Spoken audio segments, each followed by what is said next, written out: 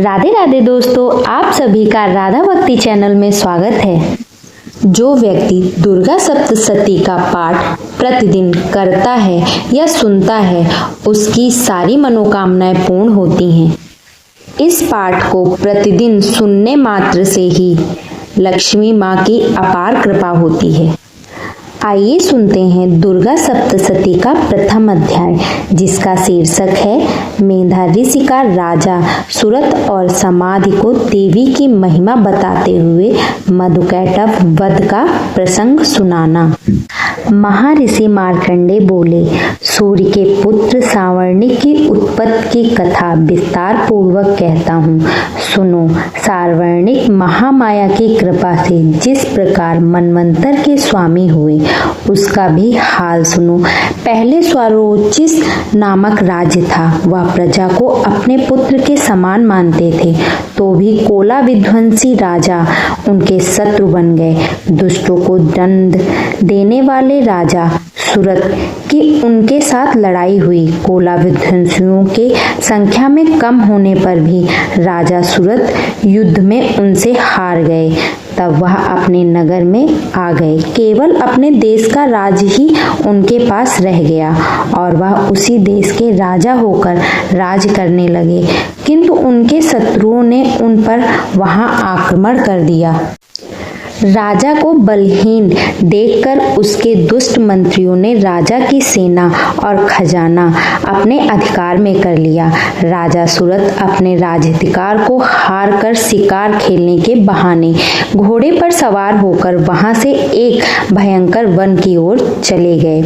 उस वन में उन्होंने महर्षि मेधा का आश्रम देखा।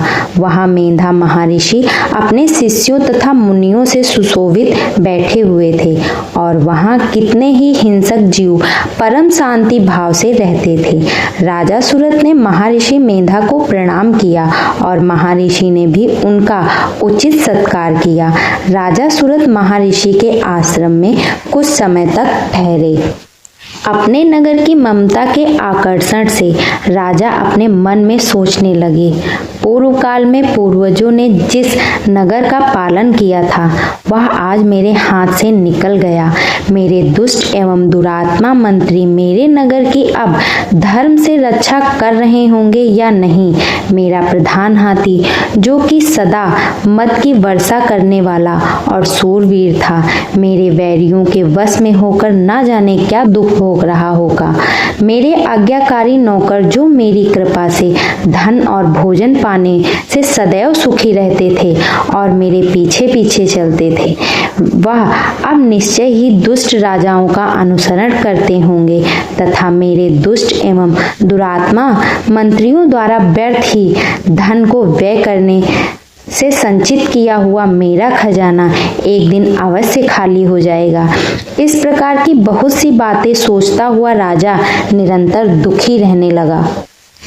एक दिन राजा सुरत महर्षि मेधा के आश्रम के निकट एक वैश्य को देखा। राजा ने उससे पूछा, भाई तुम कौन हो? यहाँ तुम्हारे आने का क्या कारण है और तुम मुझे शोकग्रस्त अनमने से दिखाई देते हो? इसका क्या कारण है? राजा के यह नम्र वचन सुन वैश्य ने महाराज सुरत को प्रणाम करके कहा। वैश्य बोला, राजन, मेरा नाम समाधि है। मैं धनियों के कुल में उत्पन्न एक वैश्य हूँ। मेरे दुष्ट स्त्री पुत्रादिकों के लोभ से मेरा सब धन छीन लिया है और मुझे घर से निकाल दिया है। मैं इस तरह से दुखी होकर इस वन में चला आया हूँ और यहाँ रहता हुआ मैं इस बात को भी नहीं जानता कि अब घर में इस समय सब कुशल मंगल होगा कि नहीं। यहाँ मैं अपने परिवार का आचरण संबंधी कोई समाचार भी नहीं पा सकता कि वह घर में इस समय कुशल पूर्वक हैं या नहीं। मैं अपने पुत्रों के संबंध में यह भी नहीं जान सकता कि वह सदाचारी हैं या दुराचार में फंसे हुए हैं। राजा बोले, जिस धन के लोभी स्त्री पुत्रों ने तुम्हें घर से निकाल दिया है, फिर भी तुम्हारा चित्त उनसे क्यों प्रेम करता है? वैश्य ने कहा, मेरे विषय में आपका ऐसा कहना ठीक है, किंतु मेरा मन इतना कठोर नहीं है। यद्यपि उन्होंने धन के लोभ में पड़कर पितृ स्नेह को त्याग कर मुझे घर से निकाल दिया, तो भी मेरे मन में उनके लिए कोई कठोरता नहीं है। हे महामते, मेरा मन फिर भी उनमें क्यों फंसा रहा, इस बात को जानता हुआ भी मैं नहीं जान पा रहा हूँ। मेरा चित्त उनके लिए दुखी है। मैं उनके लिए लंबी लंबी सांसें ले रहा हूँ। उन लोगों के मन में मेरे लिए कोई प्रेम भाव नहीं है, फिर भी ऐसे निस्नेहियों के लिए मेरा हृदय कठोर नहीं होता। महर्षि मार्कंडेय जी ने कहा, हे ब्राह्मण, इसके पश्चात महाराजा सुरथ और वह वैश्य दोनों महर्षि मेधा के समीप गए और उनके साथ यथा योग न्याय संभाषण करके दोनों ने वार्ता आरंभ की। राजा बोले, हे भगवान, मैं आपसे एक बात पूछना चाहता हूँ, सो आप कृपा करके मुझे बताइए। मेरा मन अधीन नहीं है, इससे मैं बहुत दुखी हूँ। राज धनादि की चिंता अभी तक मुझे बनी हुई है और मेरी यह ममता अज्ञानियों की तरह बढ़ती ही जा रही है। और यह समाधि नामक वैश्य भी अपने घर से अपमानित होकर आया है। इसके स्वजनों ने भी इसे त्याग दिया। स्वजनों से त्यागा हुआ भी यह उनसे हार्दिक प्रेम रखता है। इस तरह हम दोनों ही दुखी हैं। हे महाभाग, उन लोगों के अवगुणों को देखकर भी हम दोनों के मन में उनके लिए ममता जनित आकर्षण उत्पन्न हो रहा है। हमारे ज्ञान रहते हुए भी ऐसा क्यों है? अज्ञानी मनुष्य की तरह हम दोनों में यह मूर्खता क्यों है? महर्षि मेधा ने कहा, विषम मार्ग का ज्ञान सब जंतुओं को है। सबों के लिए विषय पृथक पृथक होते हैं। कुछ प्राणी दिन में नहीं देखते और कुछ रात को, परंतु कई जीव ऐसे हैं जो दिन रात दोनों में देख सकते हैं। यह सत्य है कि मनुष्य में ज्ञान प्रधान है, किंतु केवल मनुष्य ही ज्ञानी नहीं होता। पशु पक्षी आदि भी ज्ञान रखते हैं। जैसे यह पशु पक्षी ज्ञानी हैं, वैसे ही मनुष्य को ज्ञान है, और जो ज्ञान मनुष्य में वैसे ही पशु पक्षियों में है, तथा अन्य बातें भी दोनों में एक जैसी पाई जाती हैं। ज्ञान होने पर भी इन पक्षियों की ओर देखो कि अपने भूख से पीड़ित बच्चों की चोंच में कितने प्रेम से अन्न के दाने डालते हैं। हे राजन, ऐसा ही प्रेम मनुष्यों में अपनी संतान के प्रति भी पाया जाता है। लोभ के कारण अपने उपकार का बदला पाने के लिए मनुष्य पुत्रों की इच्छा करते हैं और इस संसार में मोह के गड्ढे में गिरा करते हैं। भगवान श्री हरि की जो माया है, उसी से यह संसार मोहित हो रहा है। इसमें आश्चर्य की कोई बात नहीं है, क्योंकि वह भगवान विष्णु की योगा निद्रा है। यह माया ही तो है जिसके कारण संसार मोह में जकड़ा हुआ है। यही महामाया भगवती देवी ज्ञानियों के चित्त को बलपूर्वक खींचकर मोह में डाल देती हैं और उसी के द्वारा संपूर्ण जगत की उत्पत्ति होती है। यही भगवती देवी प्रसन्न होकर मनुष्य को मुक्ति प्रदान करती हैं। यही संसार के बंधन का कारण है तथा संपूर्ण ईश्वरों की भी स्वामिनी है। महाराज सुरथ ने पूछा, भगवान, वह देवी कौन सी हैं जिसको आप महामाया कहते हैं? हे ब्राह्मण, वह कैसे उत्पन्न हुई और उसका कार्य क्या है? उसके चरित्र कौन कौन से हैं? प्रभु, उसका जैसा प्रभाव हो, जैसा स्वरूप हो, वह सब ही कृपा कर मुझसे कहिए, मैं आपसे सुनना चाहता हूँ। महर्षि मेधा बोले, राजन, वह देवी तो नित्य स्वरूपा हैं। उसके द्वारा यह संसार रचा गया है, तब भी उसकी उत्पत्ति अनेक प्रकार से होती है। वह सब आप मुझसे सुनो। वह देवताओं का कार्य सिद्ध करने के लिए प्रकट होती हैं। उस समय वह उत्पन्न हुई कहलाती हैं। संसार को जलमय करके जब भगवान विष्णु योग निद्रा का आश्रय लेकर शेष शैया पर सो रहे थे, तब मधुकैटभ नाम के 2 असुर उनके कानों में मैल से प्रकट हुए और वह श्री ब्रह्मा जी को मारने के लिए तैयार हो गए। श्री ब्रह्मा जी ने जब उन दोनों को अपनी ओर आते देखा और वह भी देखा कि भगवान विष्णु योग निद्रा का आश्रय लेकर सो रहे हैं, तो वह उस समय श्री भगवान को जगाने के लिए उनके नेत्रों में निवास करके वहीं योग निद्रा की स्तुति करने लगे। श्री ब्रह्मा जी ने कहा, हे देवी, तुम ही स्वाहा, तुम ही स्वधा, तुम ही वशकार हो, स्वर भी तुम्हारा ही स्वरूप है, तुम भी जीवन देने वाली सुधा हो। नित्य अक्षर प्रणव में अकार, उकार, मकार, इन तीनों में माताओं के रूप में तुम ही स्थित हो। इसके अतिरिक्त जो विंदपत अर्धमात्रा है, जिसका कि विशेष रूप से उच्चारण नहीं किया जाता है, हे देवी, वह भी तुम ही हो। हे देवी, संध्या, सावित्री तथा परम जननी तुम ही हो। इस विश्व को धारण करने वाली हो। तुमने ही इस जगत की रचना की है और तुम ही इस जगत का पालन करने वाली हो। तुम ही कल्प के अंत में सबको भक्षण करने वाली हो। हे देवी, जगत की उत्पत्ति के समय तुम सृष्टि रूपा होती हो, पालन काल में स्थित रूपा हो और कल्प के अंत में संहार रूप धारण कर लेती हो। तुम ही महाविद्या, महामाया, महामेधा, महारात्रि और मोहरात्रि हो। श्री ईश्वरी और बोध स्वरूपा बुद्धि भी तुम ही हो। लज्जा, पुष्टि, तुष्टि, शांति और क्षमा भी तुम ही हो। तुम खड़ग धारिणी, शूल धारिणी, घोर रूपा तथा गदा, चक्र, शंख और धनुष को धारण करने वाली हो। बाण, भुसंडी और परग, यह भी तुम्हारे ही अस्त्र हैं। तुम सौम्य और सौम्यतर हो। यही नहीं बल्कि जितनी भी सौम्य तथा सुंदर वस्तुएं इस संसार में हैं, उन सबसे बढ़कर सुंदर तुम हो। पर और अपर सबसे पर रहने वाली सुंदर तुम ही हो। हे सर्वस्वरूपे देवी, जो भी असक्त पदार्थ हैं और उनमें जो शक्ति है वह तुम ही हो। ऐसी अवस्था में भला तुम्हारी स्तुति कौन कर सकता है। इस संसार की सृष्टि, पालन और संहार करने वाली जो भगवान हैं, उनको भी जब तुमने निद्रा के वशीभूत कर लिया, जो फिर तुम्हारी स्तुति कौन कर सकता है। मुझे भगवान विष्णु तथा भगवान शंकर को शरीर धारण कराने वाली तुम ही हो। तुम्हारी स्तुति करने की शक्ति किसी में भी नहीं है। हे देवी, तुम तो अपने उन उदार प्रभावों के कारण ही प्रशंसनीय हो।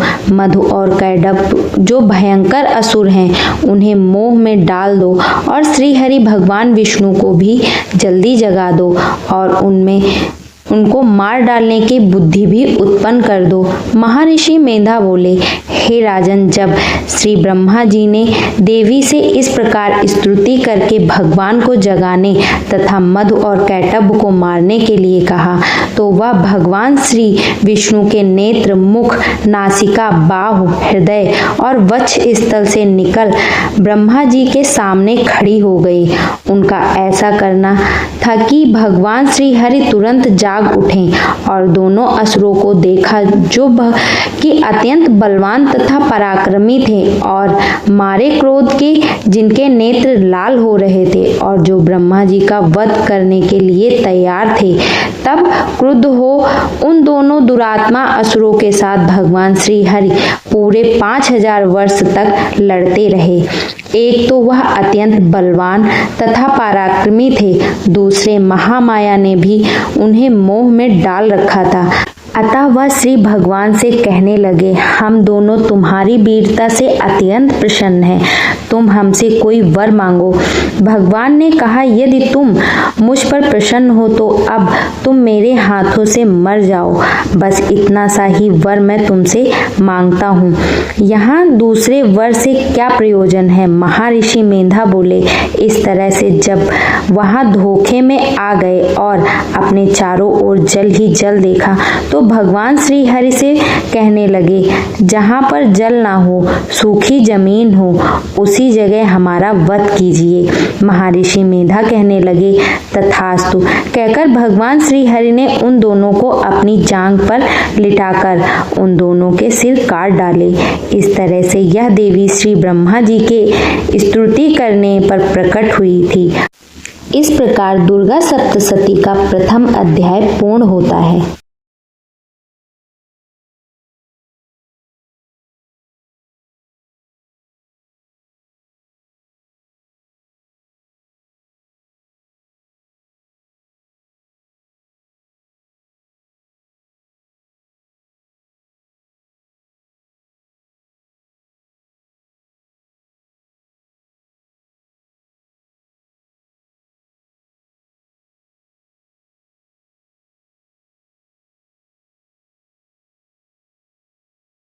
आइए सुनते हैं दुर्गा सप्तशती का दूसरा अध्याय। देवताओं के तेज से देवी का प्रादुर्भाव और महिषासुर की सेना का वध। महर्षि मेधा बोले, प्राचीन काल में देवताओं और असुरों में पूरे 100 वर्षों तक घोर युद्ध हुआ था और देवराज इंद्र देवताओं के नायक थे। इस युद्ध में देवताओं की सेना परास्त हो गई थी और इस प्रकार संपूर्ण देवताओं को जीत महिषासुर इंद्र बन बैठा था। युद्ध के पश्चात हारे हुए देवता प्रजापति श्री ब्रह्मा जी को साथ लेकर उस स्थान पर पहुंचे जहां पर कि भगवान शंकर विराजमान थे। देवताओं ने अपनी हार का सारा वृतांत भगवान श्री विष्णु और शंकर जी को कह सुनाया। वह कहने लगे, हे प्रभु, महिषासुर सूर्य, चंद्रमा, इंद्र, अग्नि, वायु, यम, वरुण तथा अन्य देवताओं के सब अधिकार छीनकर सबका अधिष्ठाता स्वयं बन बैठा है। उसने समस्त देवताओं को स्वर्ग से निकाल दिया है। वह मनुष्यों की तरह पृथ्वी पर विचर कर रहे हैं। दैत्यों की सारी करतूत हमने आपको सुना दी है और आपकी शरण में इसलिए आए हैं कि आप उनके वध का कोई उपाय सोचो। देवताओं की बातें सुनकर भगवान श्री विष्णु और शंकर जी को दैत्यों पर बड़ा गुस्सा आया। उनकी भौहें तन गईं और आंखों से लाल हो गई। गुस्से में भरे हुए भगवान विष्णु ने मुख से बड़ा भारी तेज निकला और उसी प्रकार का तेज भगवान शंकर, ब्रह्मा और इंद्र आदि दूसरे देवताओं के मुख से भी प्रकट हुआ। फिर वह सारा तेज एक में मिल गया और तेज का पुंज वह ऐसे दिखता था जैसे कि ज्वलमान पर्वत हो। देवताओं ने देखा कि उस पर्वत की ज्वाला चारों ओर फैली हुई थी और देवताओं ने शरीर से प्रकट हुई तेज की किसी अन्य तेज से तुलना नहीं की जा सकती थी। एक स्थान पर इकट्ठा होने पर वह तेज एक देवी के रूप में परिवर्तित हो गया और अपने प्रकाश से तीनों लोक में व्याप्त जान पड़ा। वह भगवान शंकर का तेज था। उससे देवी का मुख प्रकट हुआ। यमराज के तेज से उनके सिर में बाल बने। भगवान विष्णु के तेज से उनकी भुजाएं बनी। चंद्रमा के तेज से दोनों स्तन और इंद्र के तेज से जंघा तथा पिंडली बनी और पृथ्वी के तेज से नितंब भाग बना। ब्रह्मा के तेज से दोनों चरण और सूर्य के तेज से उनकी उंगलियां पैदा हुई। वसुओं के तेज से हाथों की उंगलियां एवं कुबेर के तेज से नासिका बनी। प्रजापति के तेज से उनके दांत और अग्नि के तेज से उनके नेत्र बने। संध्या के तेज से उनकी भौहें और वायु के तेज से उनके कान प्रकट हुए थे। इस प्रकार उस देवी का प्रादुर्भाव हुआ था। महिषासुर से पराजित देवता उस देवी को देखकर अत्यंत प्रसन्न हुए। भगवान शंकर ने अपने त्रिशूल में से एक त्रिशूल निकालकर उस देवी को दे दिया और भगवान विष्णु ने अपने चक्र में से एक चक्र निकालकर उस देवी को दे दिया।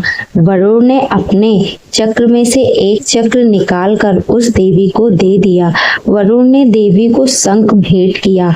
अग्नि ने इसे शक्ति दी। वायु ने उनसे धनुष और बाण दिए। सहस्त्र नेत्रों वाले श्री देवराज इंद्र ने उसे अपने ब्रज से उत्पन्न करके व्रज दिया और ऐरावत हाथी का 1 घंटा उतार कर देवी को भेंट किया। यमराज ने उसे कालदंड में से 1 दंड दिया। वरुण ने उसे पास दिया। प्रजापति ने उस देवी को स्फटिक की माला दी और ब्रह्मा ने उसे कमंडल दिया।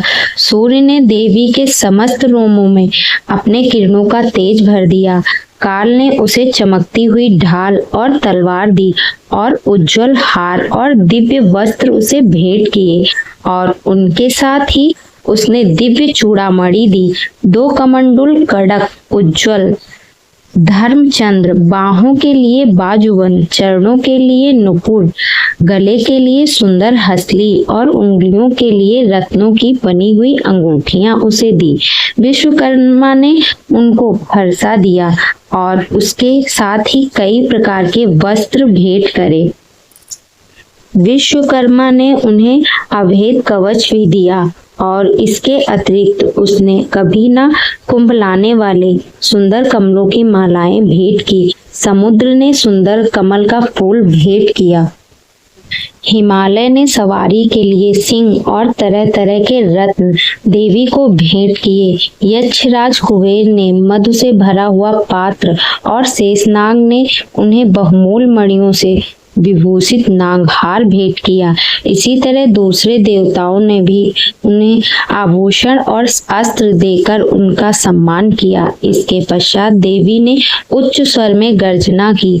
उसके इस भयंकर नाद से आकाश गूंज उठा। देवी का वह उच्च स्वर से किया हुआ सिंहनाद समा न सका। आकाश उसके सामने छोटा प्रतीत होने लगा। उससे बड़े जोर की प्रतिध्वनि हुई जिससे समस्त विश्व में हलचल मच गई और समुद्र कांप उठे, पृथ्वी डोलने लगी और सबके सब पर्वत हिलने लगे। देवताओं ने उस समय प्रसन्न हो सिंह वाहिनी जगदयी देवी से कहा, देवी तुम्हारी जय हो। इसके साथ महर्षियों ने भक्ति भाव से विनम्र होकर उनकी स्तुति की। संपूर्ण त्रिलोकी को शोक मग्न देखकर दैत्यगण अपनी सेनाओं को साथ लेकर और हथियार आदि सजाकर उठ खड़े हुए। महिषासुर के क्रोध की कोई सीमा नहीं थी। उसने क्रोध में भरकर कहा, यह सब क्या उत्पात है। फिर वह अपनी सेना के साथ उस ओर दौड़ा जिस ओर से भयंकर नाद का शब्द सुनाई दिया था और आगे पहुंचकर उसने देवी को देखा जो कि अपने प्रभा से तीनों लोक को प्रकाशित कर रही थी। उनके चरणों के भार से पृथ्वी दबी जा रही थी। माथे के मुकुट से आकाश में एक रेखा सी बन रही थी और उसके धनुष की टकोर से सब लोग क्षुब्ध हो रहे थे। देवी अपनी सहस्त्र भुजाओं को संपूर्ण दिशाओं में फैलाए खड़ी थी। इसके पश्चात उनका दैत्यों के साथ युद्ध छिड़ गया और कई प्रकार के अस्त्र शस्त्रों से सबकी सब दिशाएं उद्भासित होने लगी। महिषासुर की सेना का सेनापति चित्रूर नामक एक महान असुर था। वह आगे बढ़कर देवी के साथ युद्ध करने लगा और दूसरे दैत्यों की चतुर्विड़ी सेना साथ लेकर चामार भी लड़ने लगा और 8000 महारथियों को साथ लेकर उद्ग्रह नामक महादैत्य आकर युद्ध करने लगा और महाहनु नामक असुर 1 करोड़ रथियों को लेकर असिलोमा नामक असुर 5 करोड़ सैनिकों को साथ लेकर युद्ध करने लगा। वास्कल नामक असुर 60 लाख असुरों के साथ युद्ध में आ खड़ा हुआ। विडाल नामक असुर 1 करोड़ रथियों सहित लड़ने को तैयार था। इन सब के अतिरिक्त और भी हजारों असुर हाथी और घोड़े साथ लेकर लड़ने लगे और इन सब के पश्चात महिषासुर करोड़ों रथों, हाथियों और घोड़ों सहित वहां आकर देवी के साथ लड़ने लगा।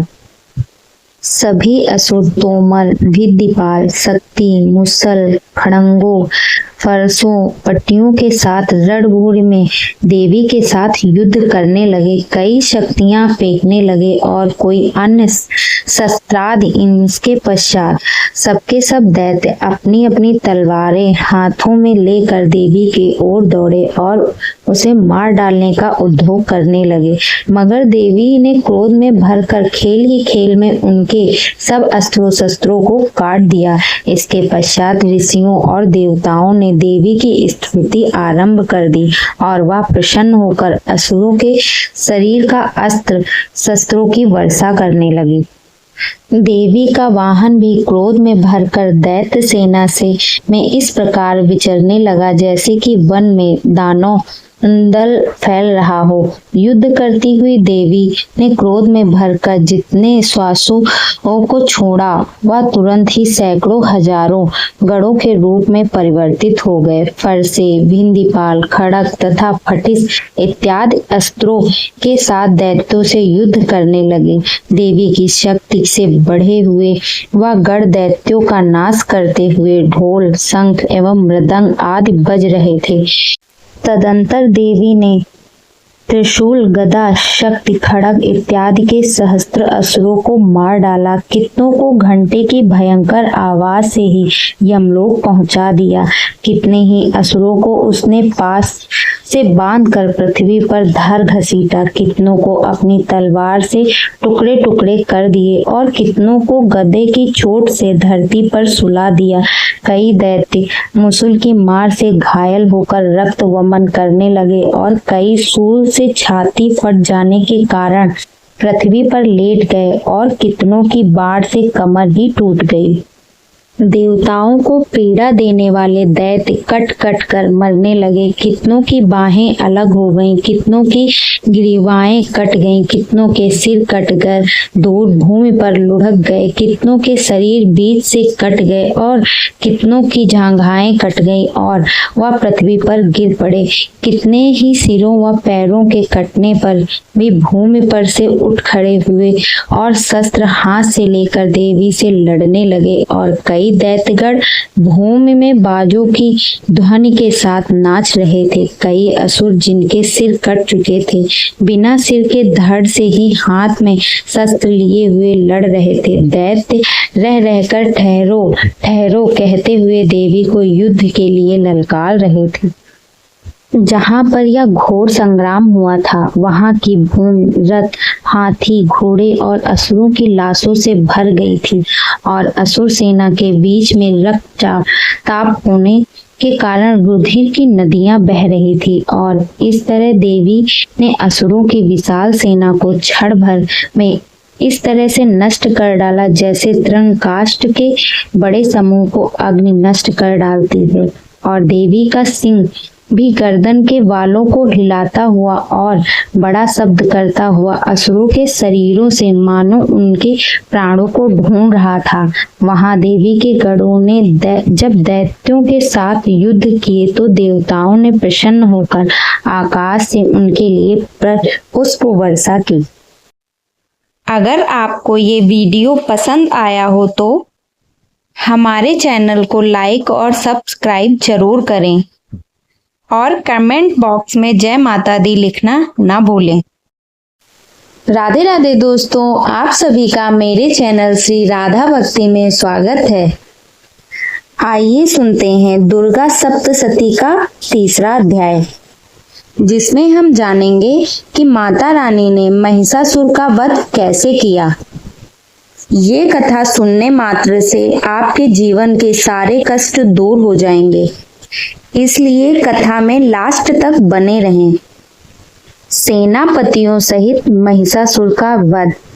महर्षि मेन ने कहा, महिषासुर की सेना नष्ट होती देखकर उस सेना का सेनापति चिदुर क्रोध में भर देवी के साथ युद्ध करने के लिए आगे बढ़ा।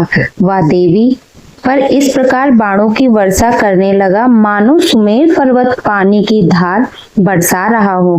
इस प्रकार देवी ने अपने बाणों से उसके बाणों को काट डाला तथा उसके घोड़ों व सारथी को मार दिया, साथ ही उसके धनुष और उसकी अत्यंत ऊंची ध्वजा को भी काटकर नीचे गिरा दिया।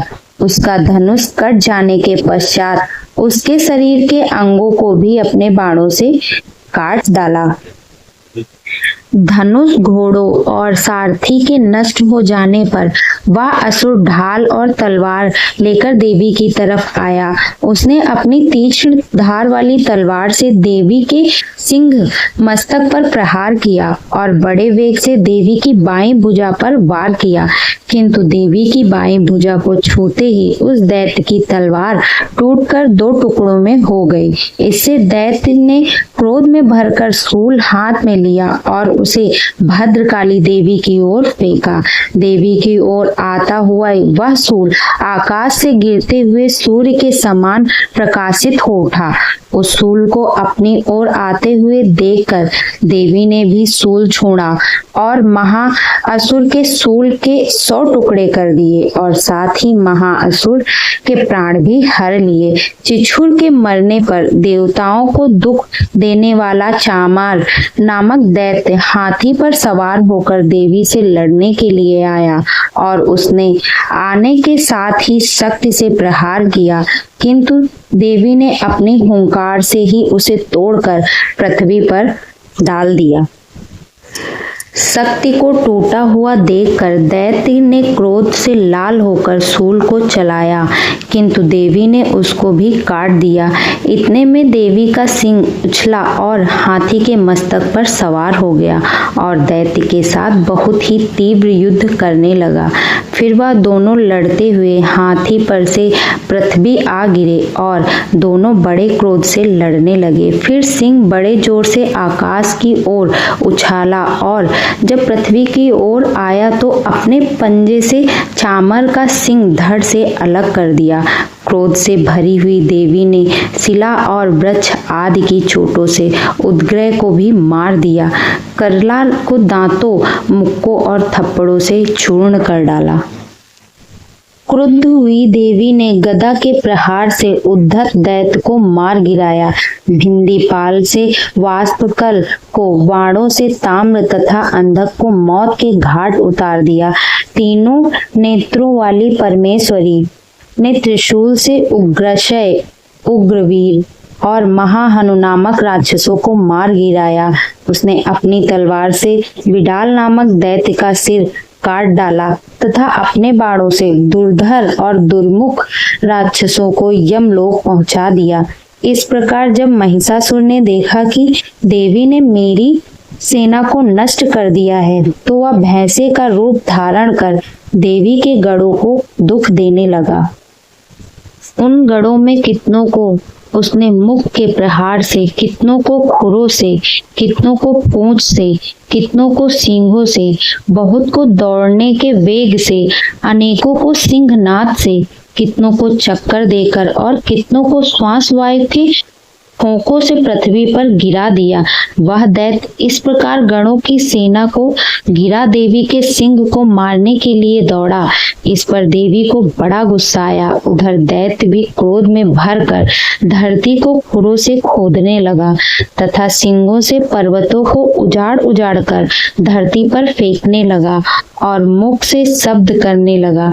महिषासुर के वेग से चक्कर देने के कारण पृथ्वी क्षुब्ध होकर फटने लगी। उसकी पूंछ से टकराकर समुद्र चारों ओर से फैलने लगा। हिलते हुए सींगों के आघात से मेघ खंड खंड हो गए और श्वास से आकाश में उड़ते हुए पर्वत फटने लगे। इस तरह क्रोध में भरे हुए राक्षस को देखकर चंडिका को भी क्रोध आ गया और वह उसे मारने के लिए क्रोध से भर गई। देवी ने पास फेंककर दैत्य को बांध लिया और उसके बंध जाने पर दैत्य का रूप त्याग दिया और सिंह का रूप बना लिया। और ज्यों ही देवी उसका सिर काटने के लिए तैयार हुई कि उसने पुरुष का रूप बना लिया, जो कि हाथ में तलवार लिए हुए था।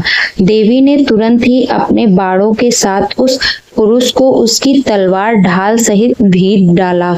इसके पश्चात वह हाथी के रूप में दिखाई देने लगा और अपनी लंबी सूंड से देवी के सिंग को खींचने लगा और गरजने लगा। देवी ने अपनी तलवार से उसकी सूंड काट डाली। तब राक्षस ने एक बार फिर भैंसे का रूप धारण कर लिया और पहले की तरह चर अचर जीवों सहित समस्त त्रिलोकी को व्याकुल करने लगा। इसके पश्चात क्रोध में भरी हुई देवी बारंबार उत्तम मधु का पान करने लगी और लाल लाल नेत्र करके हंसने लगी। उधर बलवीर तथा मद से क्रुद्ध हुआ दैत्य भी गरजने लगा। अपने सिंगों से देवी पर पर्वतों को फेंकने लगा। देवी अपने बाणों से उसके फेंके हुए पर्वतों को चूर्ण करती हुई बोली, ओ मूढ़, जब तक मैं मद पान कर रही हूँ तब तक तू गरज ले, और उसके पश्चात मेरे हाथों तेरी मृत्यु हो जाने पर देवता गरजेंगे। महर्षि मेधा ने कहा। यूं कहकर देवी उछाल कर उस दैत्य पर जा चढ़ी और उसको अपने पैर से दबाकर सूल से उसके गले पर आघात किया। देवी के पैर से दबने पर भी दैत्य अपने दूसरे रूप से अपने मुख से बाहर होने लगा। अभी वह आधा ही बाहर निकला था कि देवी ने अपने प्रभाव से उसे रोक दिया। जब वह आधा निकला हुआ ही दैत्य युद्ध करने लगा तो देवी ने अपनी तलवार से उसका सिर काट दिया।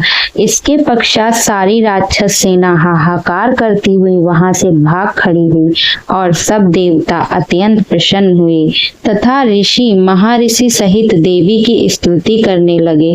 गंधर्वराज गान करने लगे तथा अप्सराएं नृत्य करने लगी। दोस्तों, अगर यह कथा आपको पसंद आई हो तो हमारे चैनल को लाइक, सब्सक्राइब और शेयर जरूर करें और कमेंट बॉक्स में जय माता दी लिखना ना भूलें। आइए सुनते हैं दुर्गा सप्तशती का चौथा अध्याय। इंद्र और देवताओं द्वारा देवी जी की स्तुति। महर्षि मेधा बोले, देवी ने जब पराक्रमी दुरात्मा महिषासुर को मार गिराया और असुरों की सेना को भी मार दिया, तब इंद्र समस्त देवता अपने सिर तथा शरीर को झुकाकर भगवती की स्तुति करने लगे। जिस देवी ने अपनी शक्ति से यह जगत व्याप्त किया है और जो संपूर्ण देवताओं तथा महर्षियों की पूजनीय है, उस अंबिका को हम भक्ति पूर्वक नमस्कार करते हैं। वह हम सबका कल्याण करे। जिस अतुल प्रभाव और बल का वर्णन भगवान विष्णु, शंकर और ब्रह्मा जी भी नहीं कर सकते, वही चंडिका देवी इस संपूर्ण जगत का पालन करे और अशुभ भय का नाश करे। पुण्य आत्माओं के घरों में तुम स्वयं लक्ष्मी रूप हो और पापियों को घरों में तुम अलक्ष्मी रूप हो, और सतकुल में उत्पन्न होने वालों के लिए तुम लज्जा रूप होकर उनके घरों में निवास करती हो। हम दुर्गा भगवती को नमस्कार करते हैं। हे देवी, इस विश्व का पालन करो। हे देवी, हम तुम्हें अचित्य रूप का किस प्रकार वर्णन करें। असुरों का नाश करने वाले भारी पराक्रम तथा समस्त देवताओं और दैत्यों के विषय में जो तुम्हारे पवित्र चरित्र हैं, उनका हम किस प्रकार वर्णन करें। हे देवी, त्रिगुणात्मिका होने पर भी तुम संपूर्ण जगत की उत्पत्ति का कारण हो। हे देवी, भगवान विष्णु, शंकर आदि किसी भी देवता ने तुम्हारा पार नहीं पाया है। तुम सबकी आश्रय हो। यह संपूर्ण जगत तुम्हारा ही अंश रूप है, क्योंकि तुम सबकी आदिभूत प्रकृति हो। हे देवी, तुम्हारे जिस नाम के उच्चारण से संपूर्ण यज्ञों में सब देवता तृप्ति लाभ करते हैं, वह स्वाहा हो तुम। इसके अतिरिक्त तुम पितरों की तृप्ति का कारण हो, इसलिए सब आपको स्वधा कहते हैं। हे देवी, वह विद्या जो मोक्ष को देने वाली है, जो अचित्य महाज्ञान स्वरूपा है, तत्वों के सार को वश में करने वाले, संपूर्ण दोषों को दूर करने वाले, मोक्ष की इच्छा वाले मुनिजन जिनका अभ्यास करते हैं वह तुम ही हो। तुम वाणी रूप हो और दोष रहित सृग तथा यजुर्वेदों की एक गीत और सुंदर पदों के पाठ वाले सामवेद की आश्रय रूप हो। तुम भगवती हो। इस विश्व की उत्पत्ति एवं पालन के लिए तुम वर्ता हो और तुम संपूर्ण संसार की पीड़ा हरने वाली हो।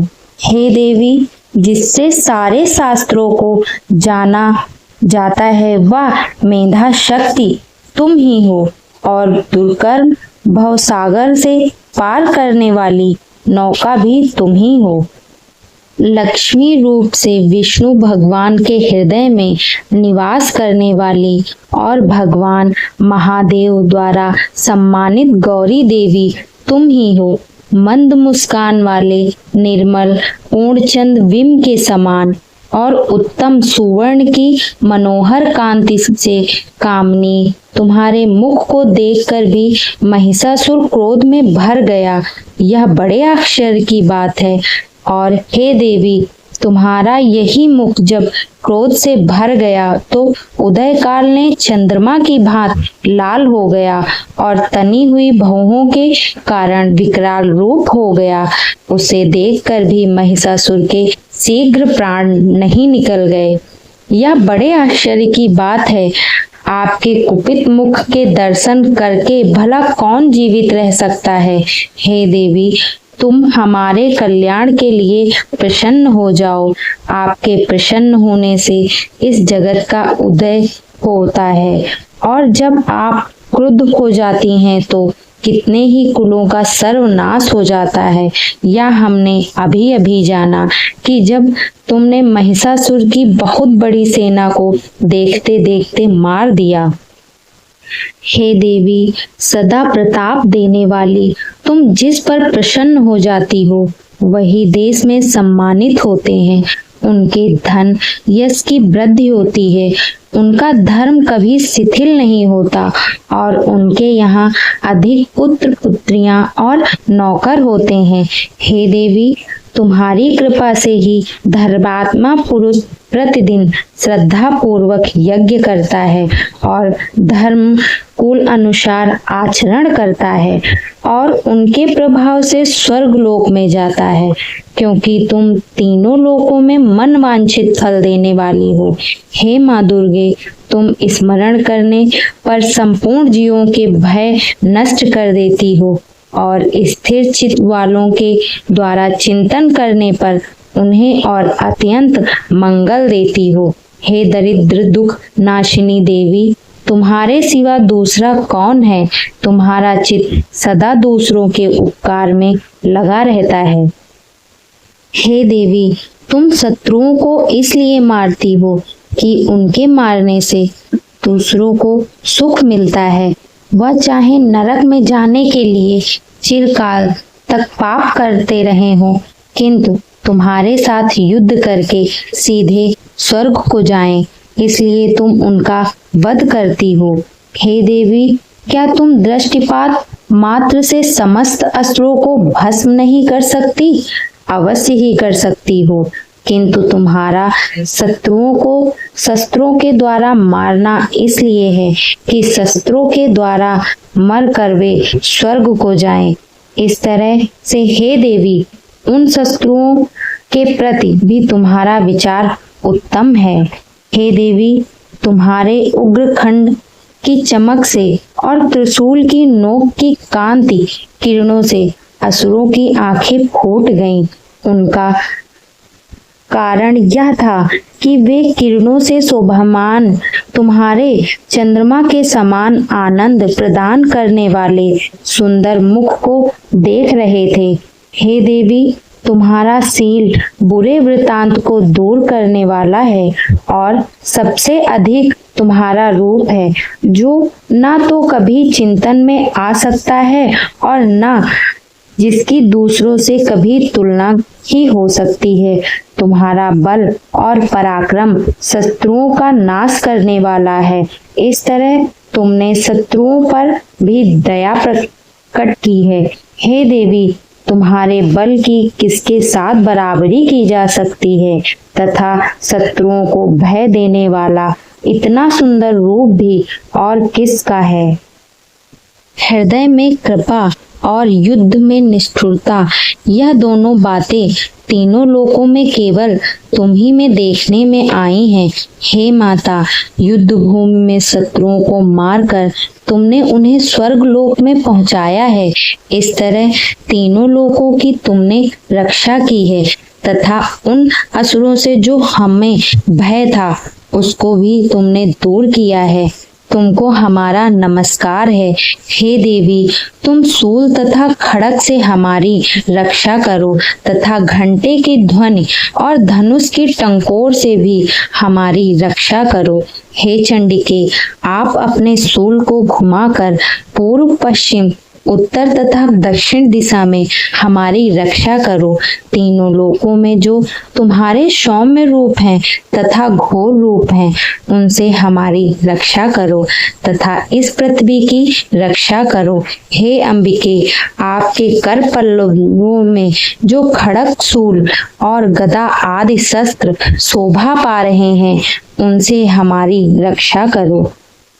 महर्षि बोले कि जिस प्रकार जब सब देवताओं ने जगत माता भगवती की स्तुति की और नदवन के पुष्पों तथा गंध अनुलेपों द्वारा उनका पूजन किया और फिर सब ने मिलकर जब सुगंधित व दिव्य धूपों द्वारा उनको सुगंधित निवेदन की, तब देवी ने प्रसन्न होकर कहा, हे देवताओं, तुम सब मुझसे मनवांछित वर मांगो। देवता बोले, हे भगवती, तुमने हमारा सब कुछ कार्य कर दिया है, अब हमारे लिए कुछ भी मांगना बाकी नहीं रह गया है, क्योंकि तुमने हमारे शत्रु महिषासुर को मार डाला है। हे महेश्वरी, तुम इस पर भी यदि हमें कोई वर देना चाहती हो तो बस इतना वर दो कि जब जब हम आपका स्मरण करें तब तब आप हमारी विपत्तियों को हरण करने के लिए हमें दर्शन दिया करो। हे अंबिके, जो कोई भी तुम्हारी स्तुति करे तुम उनको वित्त, समृद्धि और वैभव देने के साथ ही उनके धन और स्त्री आदि संपत्ति बढ़ावें और सदा हम पर प्रसन्न रहें। महर्षि बोले, हे राजन, देवताओं ने जब जगत के लिए तथा अपने लिए इस प्रकार प्रश्न किया तो बस तथास्तु कहकर देवी अंतर्ध्यान हो गई। हे भूप, जिस प्रकार तीनों लोकों का हित चाहने वाली यह भगवती देवताओं के शरीर से उत्पन्न हुई थी, वह सारा वृतांत मैंने तुमसे कह दिया और उसके पश्चात दुष्ट असुरों तथा शुंभ निशुंभ का वध करने और सब लोगों की रक्षा करने के लिए जिस प्रकार गौरी देवी के शरीर से उत्पन्न हुई थी, वह सारा वृतांत मैं यथावत वर्णन करता हूँ। इसी प्रकार चौथा अध्याय पूर्ण होता है। अगर आप सभी को ये वीडियो पसंद आया हो तो लाइक, सब्सक्राइब और कमेंट बॉक्स में जय माता दी लिखना ना भूलें। आज हम सुनेंगे दुर्गा सप्तशती का 5वां अध्याय। देवताओं द्वारा देवी की स्तुति। महर्षि मेधा ने कहा, पूर्व काल में शुंभ निशुंभ नामक असुरों ने अपने बल के मद से इंद्र और त्रिलोकी का राज और यज्ञों के भाग छीन लिए और वह दोनों इसी प्रकार सूर्य, चंद्रमा, धर्मराज और वरुण के अधिकार भी छीनकर स्वयं ही उनका उपयोग करने लगे। वायु और अग्नि का कार्य भी वही करने लगे और इसके पश्चात उन्होंने जिन देवताओं का राज्य छीना था उनको अपने अपने स्थान से निकाल दिया। इस तरह से अधिकार छीने हुए दैत्यों तथा दैत्यों द्वारा निकाले हुए देवता अपराजिता देवी का स्मरण करने लगे कि देवी ने हमको वर दिया था कि मैं तुम्हारी संपूर्ण विपत्तियों का नष्ट करके रक्षा करूंगी। ऐसा विचार कर सब देवता हिमालय पर गए और भगवान विष्णु मैया की स्तुति करने लगे। देवताओं ने कहा, देवी को नमस्कार है, शिव को नमस्कार है, प्रकृति और भद्रा को नमस्कार है। हम लोग रौद्र, नित्या और गौरी को नमस्कार करते हैं। ज्योत्स्नामयी, चंद्र रूपिणी व सुख रूपा देवी को निरंतर नमस्कार करते हैं। शरणागतों का कल्याण करने वाली वृद्धि और सिद्धि रूपा देवी को हम बार बार नमस्कार करते हैं और नैर ऋषि राजाओं की लक्ष्मी तथा सर्ववाणी को नमस्कार करते हैं। दुर्गा को, दुर्ग स्थलों को पार करने वाली दुर्ग पारा को, सारा सर्वकारिणी व्याक्ति कृष्ण और धूम्र देवी को सदैव नमस्कार करते हैं। अत्यंत सौम्य तथा अत्यंत रौद्र रूपा को हम नमस्कार करते हैं। उन्हें हमारा बारंबार प्रणाम है। पूर्व काल में देवताओं ने अपने अभीष्ट फल पाने के लिए जिसकी स्तुति की है और देवराज इंद्र ने बहुत दिनों तक जिसकी सेवा की है, वह कल्याण की साधना भूता ईश्वरी हमारा कल्याण और मंगल करे तथा सारी विपत्तियों को नष्ट कर डाले। असुरों के सताए हुए हम संपूर्ण देवता उस परमेश्वरी को इस समय नमस्कार करते हैं तथा जो भक्ति पूर्वक स्मरण किए जाने पर तुरंत ही विपत्तियों का नष्ट कर देती है, वह जगदम्बा इस समय भी हमारा मंगल करके हमारी समस्त विपत्तियों को दूर करे। महर्षि मेधा ने कहा, हे राजन, इस प्रकार जब देवता स्तुति कर रहे थे तो उसी समय पार्वती देवी गंगा में स्नान करने के लिए आई। जब उसके शरीर से प्रकट होकर शिवा देवी बोली, शुंभ दैत्य के द्वारा स्वर्ग से निकले हुए और निशुंभ से हारे हुए यह देवता मेरी स्तुति कर रहे हैं। पार्वती के शरीर से अंबिका निकली थी, इसलिए उसको संपूर्ण लोक में कौशिकी कहते हैं। कौशिकी के प्रकट होने के पश्चात पार्वती देवी ने शरीर का रंग काला हो गया और वह हिमालय पर रहने वाली कालिका देवी के नाम से प्रसिद्ध हुई। फिर शुंभ और निशुंभ ने दूत चामुंड वहां आए और उन्होंने परम मनोहर रूप वाली अंबिका देवी को देखा। फिर वह शुंभ के पास जाकर बोले, महाराज, एक अत्यंत सुंदरी स्त्री हिमालय को प्रकाशित कर रही है। वैसा रंग रूप आज तक हमने किसी स्त्री में नहीं देखा है। हे असुरेश्वर, आप यह पता लगाएं कि वह कौन है और उसको ग्रहण कर लें। वह स्त्री स्त्रियों में रत्न है। वह अपनी कांति से दसों दिशाओं को प्रकाशित करती हुई वहां स्थित है, इसलिए आपका उसको देखना उचित है।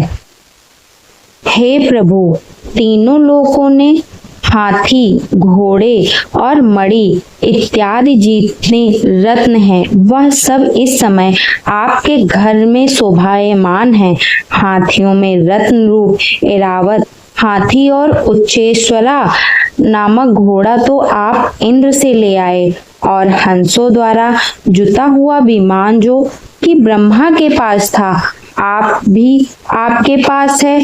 और यह महापद्म नामक खजाना आपने कुबेर से छीना है। समुद्र ने आपको सदा खिले हुए फूलों की किंजलकिनी नामक माला दी है। वरुण का कंचन ही वर्षा करने वाला छत्र आपके पास है। रथों में श्रेष्ठ प्रजापति का रथ भी आपके पास है। हे दैत्यों के स्वामी, मृत्यु से उत्क्रांतिका नामक शक्ति भी आपने छीन ली है और वरुण का पास भी आपके भ्राता निशुंभ के अधिकार में है, और जो अग्नि में न जल सके ऐसे 2 वस्त्र भी अग्निदेव ने आपको दिए हैं। हे दैत्यराज, इस प्रकार सारी रत्न रूपी वस्तुएं आप संग्रह कर चुके हैं, तो फिर आप यह कल्याणकारी स्त्रियों में रत्न रूप अनुपम स्त्री आप क्यों नहीं ग्रहण करते? महर्षि मेधा बोले। चंडमुंड का यह वचन सुनकर शुंभ ने विचार किया कि सुग्रीव को अपना दूत बना कर देवी के पास भेजा। प्रथम उसको सब कुछ समझा दिया और कहा कि वहां जाकर तुम उसको अच्छी तरह से समझाना और ऐसा उपाय करना जिससे वह प्रसन्न होकर तुरंत मेरे पास चली आए। भली प्रकार समझाकर कहना।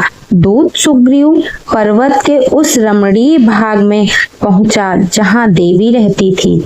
दूत ने कहा, हे देवी, दैत्यों का राजा शुंभ जो इस समय तीनों लोकों का स्वामी है, मैं उसका दूत हूँ और यहाँ तुम्हारे पास आया हूँ। संपूर्ण देवता उसकी आज्ञा एक स्वर में मानते हैं। अब जो कुछ उसने कह भेजा है वह मैं आपको सुनाता हूँ। इस समय संपूर्ण त्रिलोकी मेरे वश में है और संपूर्ण यज्ञों के भाग को पृथक पृथक मैं ही लेता हूँ, और तीनों लोकों में जितने श्रेष्ठ रत्न हैं वह सब मेरे पास हैं। देवराज इंद्र का वाहन ऐरावत मेरे पास है जो मैंने छीन लिया है। उच्चेश्वरा नामक घोड़ा जो क्षीर सागर मंथन करने से प्रकट हुआ था उसे देवताओं ने मुझे समर्पित किया है। हे सुंदरी, इसके अतिरिक्त और भी जो रत्न भूषण पदार्थ देवताओं ने पास थे वह सब मेरे पास हैं। हे देवी, मैं तुम्हें संसार की स्त्रियों में रत्न मानता हूँ, क्योंकि रत्नों का उपभोग करने वाला मैं ही हूँ। हे चंचल कटाओं वाली सुंदरी, अब यह मैं मुझ पर छोड़ता हूँ कि तुम मेरे भाई महापराक्रमी निशुंभ की सेवा में आ जाएं। यदि तू मुझे वरेगी तो तुझे अतुल महान ऐश्वर्य की प्राप्ति होगी। अतः तुम अपनी बुद्धि से यह विचार कर मेरे पास चली आओ। महर्षि मेधा ने कहा। दूत ने ऐसा कहने पर संपूर्ण जगत का कल्याण करने वाली भगवती दुर्गा मन ही मन मुस्काई और इस प्रकार कहने लगी। देवी ने कहा, हे दूत, तू जो कुछ कह रहा है वह सत्य है और इसमें किंच मात्र भी झूठ नहीं है।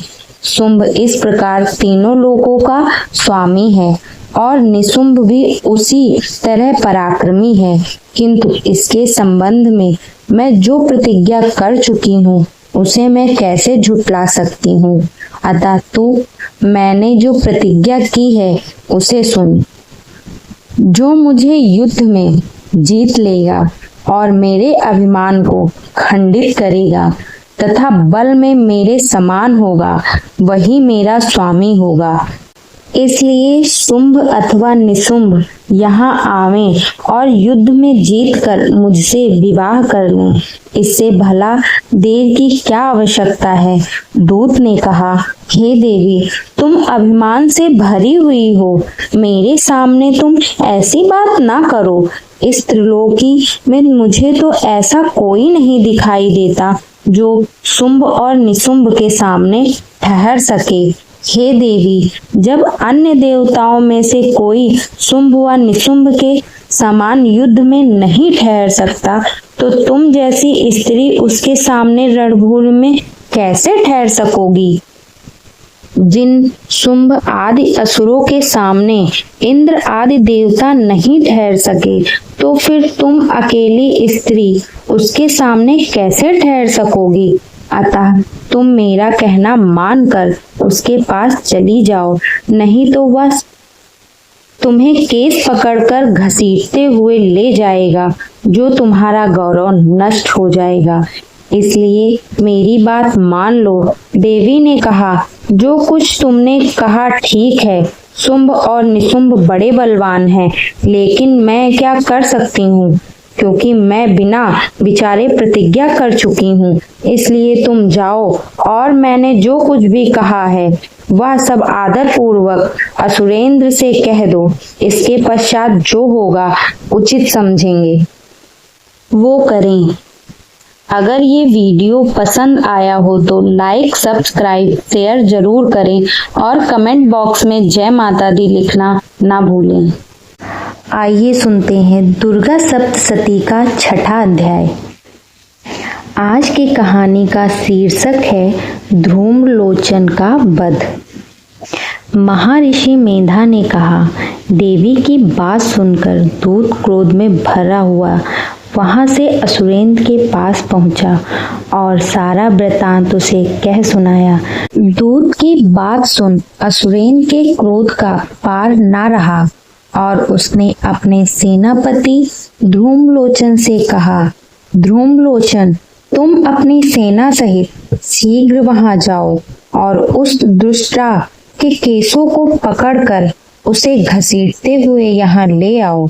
यदि उसकी रक्षा के लिए कोई दूसरा खड़ा हो, चाहे वह देवता, यक्ष अथवा गंधर्व ही क्यों ना हो, उसको तुम अवश्य मार डालना। महर्षि मेधा ने कहा। शुंभ के इस प्रकार आज्ञा देने पर धूम्रलोचन 60,000 राक्षसों की सेना को साथ लेकर वहां पहुंचा और देवी को देख ललकार कर कहने लगा, अरे तू अभी शुंभ और निशुंभ के पास चल। यदि तू प्रसन्नता पूर्वक मेरे साथ न चलेगी तो मैं तेरे केसों को पकड़कर घसीटता हुआ तुझे ले चलूंगा। देवी बोली, असुरेंद्र का भेजा हुआ तेरे जैसा बलवान यदि बलपूर्वक मुझे ले जाएगा तो ऐसी दशा में मैं तुम्हारा कर ही क्या सकती हूँ। महर्षि मेधा ने कहा। ऐसा कहने पर धूम्रलोचन उसकी ओर लपका, किंतु देवी ने उसे अपनी हुंकार से ही भस्म कर डाला। यह देखकर असुर सेना क्रुद्ध होकर देवी की ओर बढ़ी, परंतु अंबिका ने उस पर तीखे बाणों, शक्तियों तथा फरसों की वर्षा आरंभ कर दी। इतने में देवी का वाहन भी अपनी ग्रीवा के बालों को झटकता हुआ और बड़ा भारी शब्द करता हुआ असुर सेना में कूद पड़ा। उसने कई असुर अपने पंजों से, कई अपने जबड़ों से और कई को धरती पर पटक कर अपनी दाढ़ों से घायल करके मार डाला। उसने कई असुरों के अपने नख से पेट फाड़ डाले और कई असुरों का तो केवल थप्पड़ मारकर सिर धड़ से अलग कर दिया। कई असुरों की भुजाएं और सिर तोड़ डाले और गर्दन के बालों को हिलाते हुए उसने कई असुरों को पकड़कर उनके पेट फाड़कर उनका रक्त पी डाला। इस प्रकार देवी के उस महाबलवान सिंह ने क्षण भर में असुर सेना को समाप्त कर दिया। शुंभ ने जब यह बात सुनी कि देवी ने धूम्रलोचन असुर को मार डाला है और उसके सिंह ने सारी सेना का संहार कर डाला है, तब उसको बड़ा क्रोध आया। उसके मारे क्रोध के होंठ फड़कने लगे और उसने चंड तथा मुंड नामक महाअसुरों को आज्ञा दी, हे चंड, हे मुंड, तुम अपने साथ एक बड़ी सेना लेकर वहां जाओ और उस देवी के बाल पकड़कर उसे बांधकर तुरंत यहाँ ले आओ।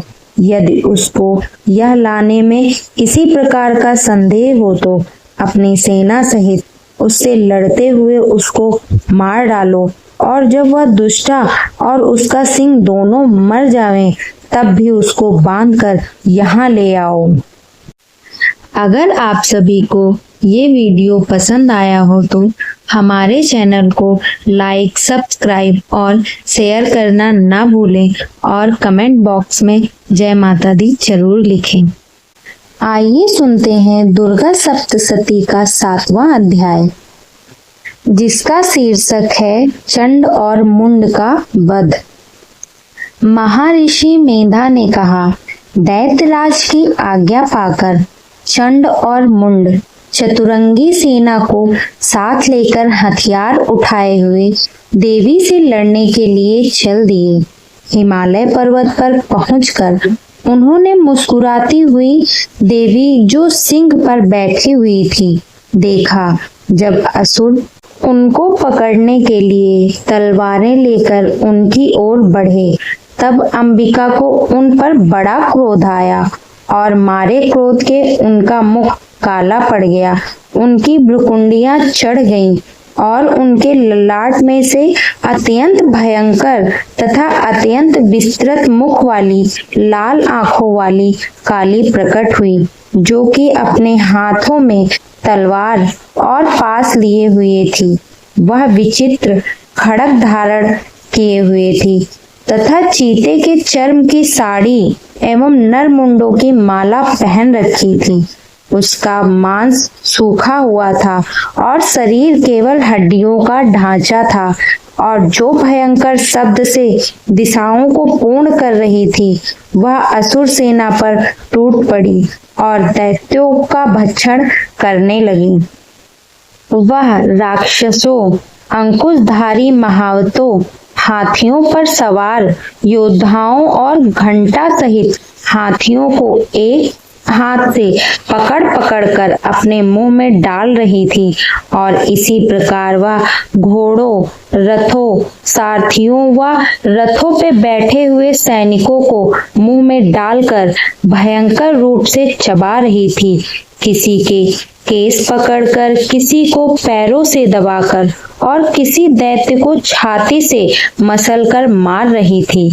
वह दैत्य के छोड़े हुए बड़े बड़े अस्त्र और शस्त्रों को मुंह में पकड़कर और क्रोध में भर उनको दांतों से पीस रही थी। उसने कई बड़े बड़े असुर भक्षण कर डाले, कितनों को रौंद डाला और कितनी उसकी मार के मारे भाग गए।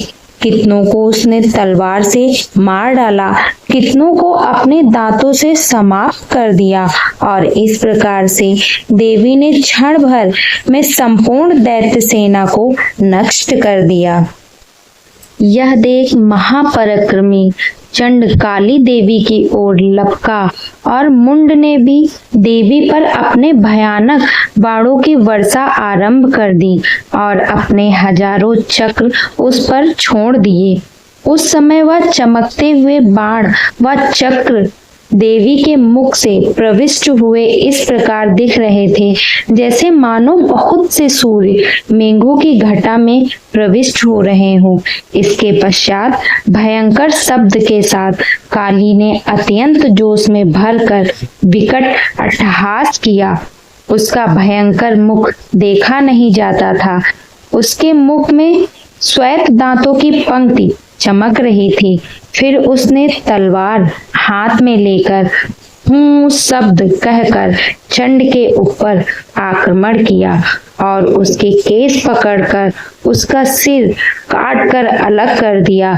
चंड को मरा हुआ देखकर मुंड देवी की ओर लपका, परंतु देवी ने क्रोध में भरे उसे भी अपनी तलवार से यमलोक पहुंचा दिया।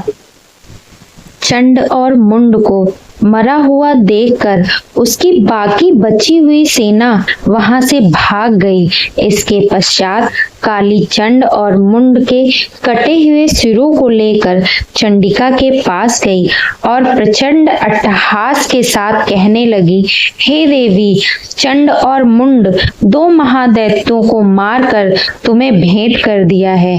अब शुंभ और निशुंभ का तुमको स्वयं वध करना है। महर्षि मेधा ने कहा। वहां लाए हुए चंड और मुंड के सिरों को देखकर कल्याणकायी चांडी ने काली से मधुर वाणी में कहा, हे देवी, तुम चूंकि चंड और मुंड को मेरे पास लेकर आई हो, अतः संसार में चामुंडा के नाम से तुम्हारी व्याख्यात होगी। इस प्रकार 7वां अध्याय पूर्ण होता है। अगर हमारी वीडियो अच्छी लगी हो तो लाइक, सब्सक्राइब और शेयर करना ना भूलें और कमेंट बॉक्स में जय माता दी जरूर लिखें। आज हम सुनेंगे दुर्गा सप्तशती का 8वां अध्याय, जिसका शीर्षक है रक्त बीज का वध। महर्षि मेधा ने कहा, चंड और मुंड नामक असुरों के मारे जाने से और बहुत सी सेना के नष्ट हो जाने से असुरों के राजा प्रतापी शुंभ ने क्रोध युक्त होकर अपनी संपूर्ण सेना को युद्ध के लिए तैयार होने की आज्ञा दी।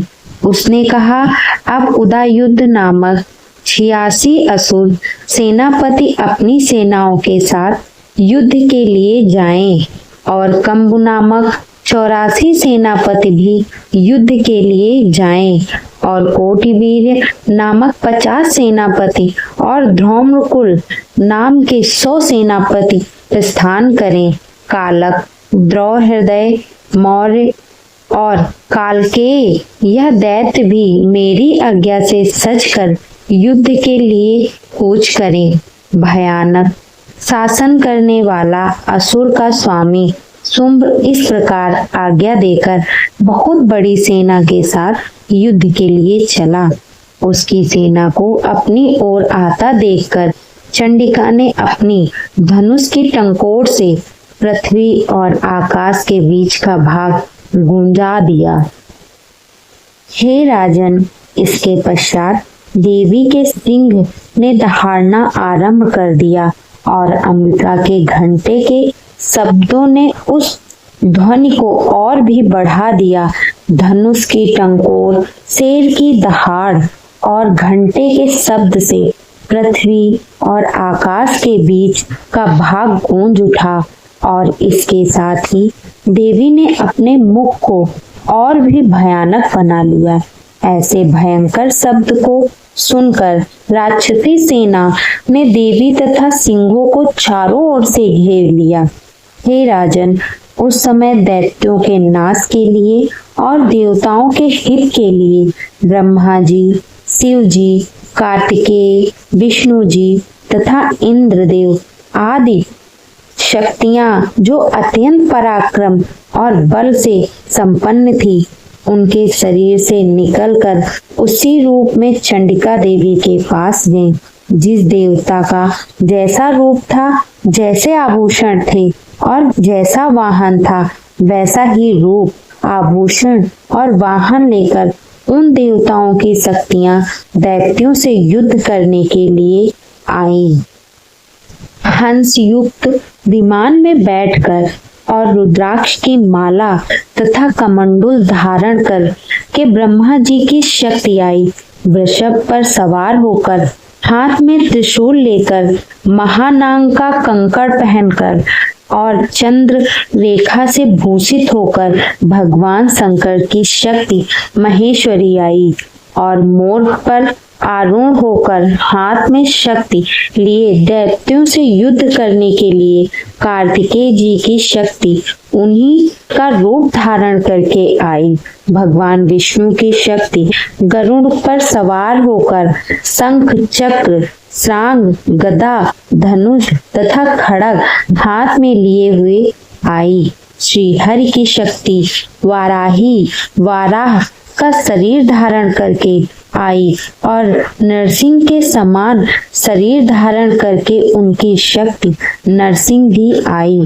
उसकी गर्दन के झटकों से आकाश के तारे टूट पड़ते थे और इसी प्रकार देवराज इंद्र की शक्ति इंद्री भी ऐरावत के ऊपर सवार होकर आई।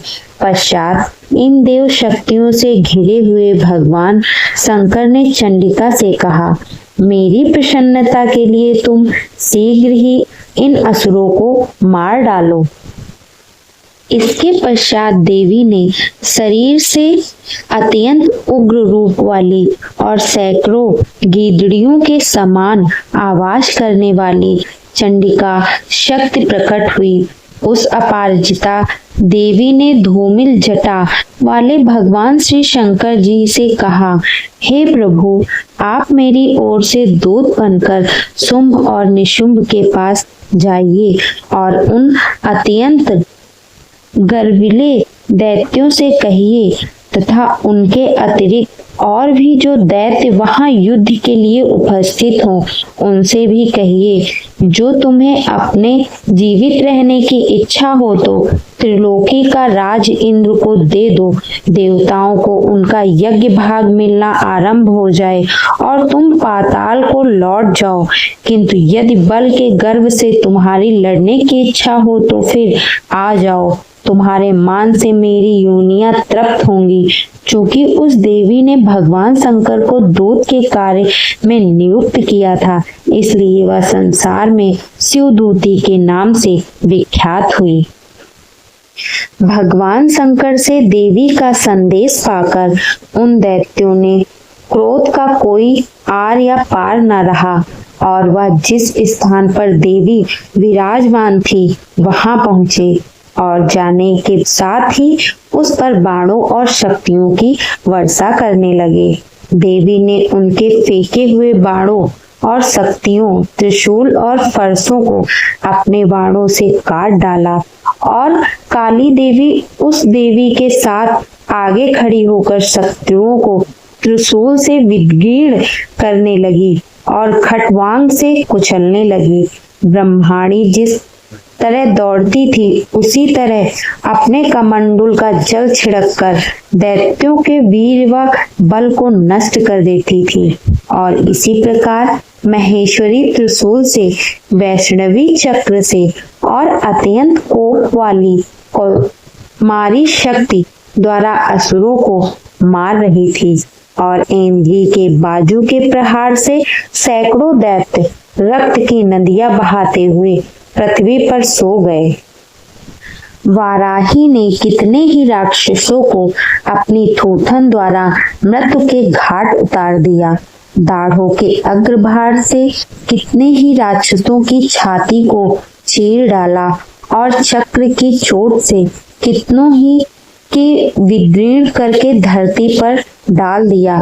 बड़े बड़े राक्षसों को नरसिंह अपने नखों से विदीर्ण करके भक्षण कर रही थी और सिंहनाद से चारों दिशाओं को गुंजाती हुई रणभूमि में विचर कर रही थी।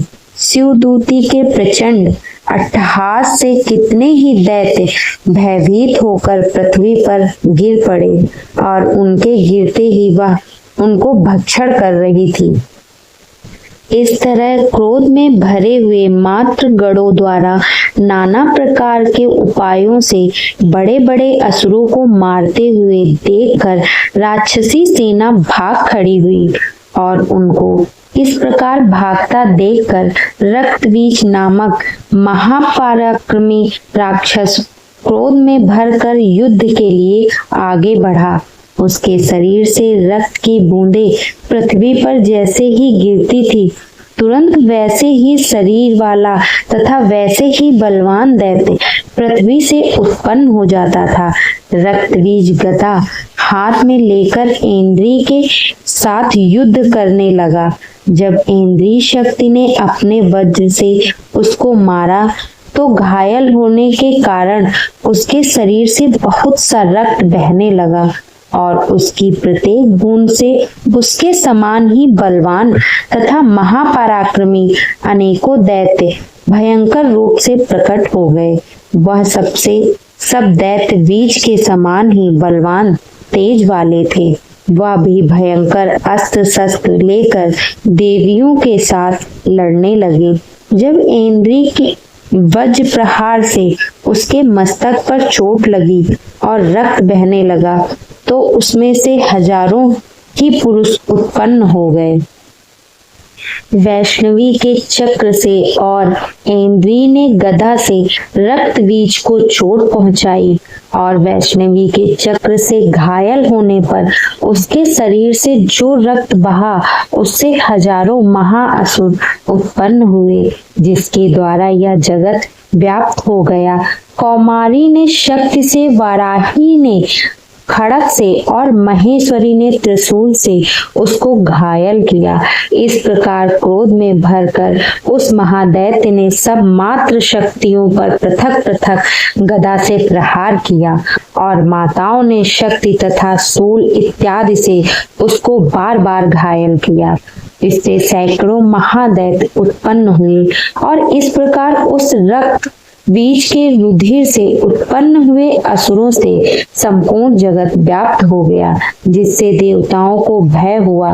देवताओं को भयभीत देखकर चंडिका ने काली से कहा, हे चामुंडे, अपने मुख को बड़ा करो और मेरे शस्त्र घात से उत्पन्न हुए रक्त बिंदुओं तथा रक्त बिंदुओं से उत्पन्न हुआ महाअसुर को तुम अपने इस मुख से भक्षण करती जाओ।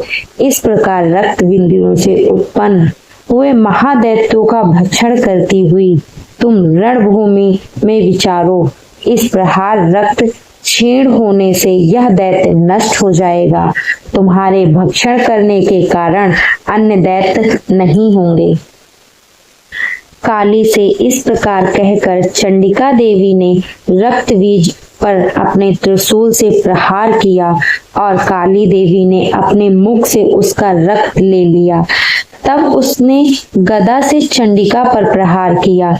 प्रहार से चंडिका को तनिक भी कष्ट न हुआ, किंतु रक्त बीज के शरीर से बहुत सा रक्त बहने लगा। लेकिन उसके गिरने के साथ ही काली ने उसको अपने मुंह में ले लिया। काली के मुंह से उस रक्त से जो असुर उत्पन्न हुए उनको उसने भक्षण कर लिया और रक्त को पीती गई। तदंतर देवी ने रक्त बीज को, जिसका ही खून काली ने पिया था, चंडिका ने उस दैत्य को वज्र, बाण, खड़ग तथा विष्टि इत्यादि से मार डाला। हे राजन, अनेक प्रकार के शस्त्रों से मारा हुआ और खून से वंचित हुआ महादैत्य रक्त बीज पृथ्वी पर गिर पड़ा। हे राजन, उसके गिरने से देवता अत्यंत प्रसन्न हुए और माताएं उन असुरों का रक्त पीने के पश्चात उद्धत होकर नृत्य करने लगी। इस प्रकार 8वां अध्याय समाप्त होता है। अगर आप लोगों को ये वीडियो पसंद आई हो तो हमारे चैनल को लाइक, सब्सक्राइब और शेयर करना ना भूलें। कमेंट बॉक्स में जय माता दी जरूर लिखें। आइए सुनते हैं दुर्गा सप्तशती का 9वां अध्याय, जिसका शीर्षक है निशुंभ का वध। राजा ने कहा, हे ऋषिराज, आपने रक्त बीज के वध से संबंध रखने वाला वृतांत मुझे सुनाया। अब मैं रक्त बीज के मरने के पश्चात क्रोध में भरे हुए शुंभ व निशुंभ ने जो कर्म किया वह सुनना चाहता हूँ। महर्षि मेधा ने कहा, रक्त बीज के मारे जाने पर शुंभ और निशुंभ को बड़ा क्रोध आया और अपनी बहुत बड़ी सेना का इस प्रकार सर्वनाश होते देखकर निशुंभ देवी पर आक्रमण करने के लिए दौड़ा। उसके साथ बहुत से बड़े बड़े असुर देवी को मारने के लिए दौड़े और महापराक्रमी शुंभ अपनी सेना सहित चंडिका को मारने के लिए बढ़ा। फिर शुंभ और निशुंभ का देवी से घोर युद्ध होने लगा और वह दोनों असुर इस प्रकार देवी पर बाण फेंकने लगे जैसे मेघों से वर्षा हो रही हो। उन दोनों के चलाए हुए बाणों को देवी ने अपने बाणों से काट डाला और अपने शस्त्रों की वर्षा से उन दोनों दैत्यों को चोट पहुंचाई। निशुंभ के तीक्ष्ण तलवार और चमकती हुई ढाल लेकर देवी के सिंह पर आक्रमण किया। अपने वाहन को चोट पहुंची देखकर देवी ने अपनी क्षुद्र नामक बाण से निशुंभ की तलवार व ढाल दोनों को ही काट डाला। तलवार और ढाल कट जाने पर निशुंभ ने देवी पर शक्ति से प्रहार किया। देवी ने अपने चक्र से उसके 2 टुकड़े कर दिए। फिर क्या था, दैत्य मारे क्रोध के जल भुन गया और उसने देवी को मारने के लिए उसकी ओर शूल फेंका, किंतु देवी ने अपने मुक्के से उसको चूर चूर कर डाला। फिर उसने देवी पर गदा से प्रहार किया। देवी ने त्रिशूल से गधे को भस्म कर डाला। इसके पश्चात वह फरसा हाथ में लेकर देवी के ओर लपका। देवी ने अपने तीखे बाणों से उसे धरती पर सुला दिया। अपने पराक्रमी भाई निशुंभ के इस प्रकार से मरने पर शुंभ क्रोध में भर कर देवी को मारने के लिए दौड़ा। वह रथ पे बैठा हुआ उत्तम आयुधों से सुशोभित अपनी 8 बड़ी बड़ी भुजाओं से सारे आकाश को ढके हुए था। शुंभ को आते देखकर देवी ने अपना शंख बजाया और धनुष की टंकोर का भी अत्यंत दुस्सह शब्द किया।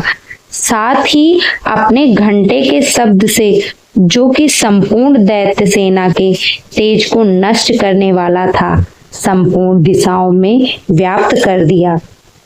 इसके पश्चात देवी के सिंह ने भी अपनी दहाड़ से, जिसे सुन बड़े बड़े बलवानों मदचूर हो जाता था, आकाश, पृथ्वी और 10 दिशाओं को पूरित कर दिया। फिर आकाश में उछलकर काली ने अपने दांतों तथा हाथों को पृथ्वी पर पटका। उसके ऐसा करने से ऐसा शब्द हुआ जिससे कि उससे पहले के सारे शब्द शांत हो गए। इसके पश्चात शिवदूती ने असुरों के लिए भय उत्पन्न करने वाला अट्टहास किया, जिसे सुनकर दैत्य थर कांप उठे और शुंभ को बड़ा क्रोध हुआ। फिर अंबिका ने उसे अरे दुष्ट, खड़ा रहे कहा तो आकाश से सभी देवता जय हो बोल उठे। शुंभ ने वहां आकर ज्वालाओं से युक्त एक अत्यंत भयंकर शक्ति छोड़ी, जिसे आते देखकर देवी ने अपने मोहल्का नामक शक्ति से काट डाला। हे राजन, फिर शुंभ ने सिंहनाद से तीनों लोक व्याप्त हो गए और उसकी प्रतिध्वनि से ऐसा घोर शब्द हुआ जिसने इससे पहले के सब शब्द को जीत लिया। शुंभ के छोड़े बाणों को देवी ने और देवी के छोड़े बाणों को शुंभ ने अपने बाणों से काट सैकड़ों और हजारों टुकड़ों में परिवर्तित कर दिया।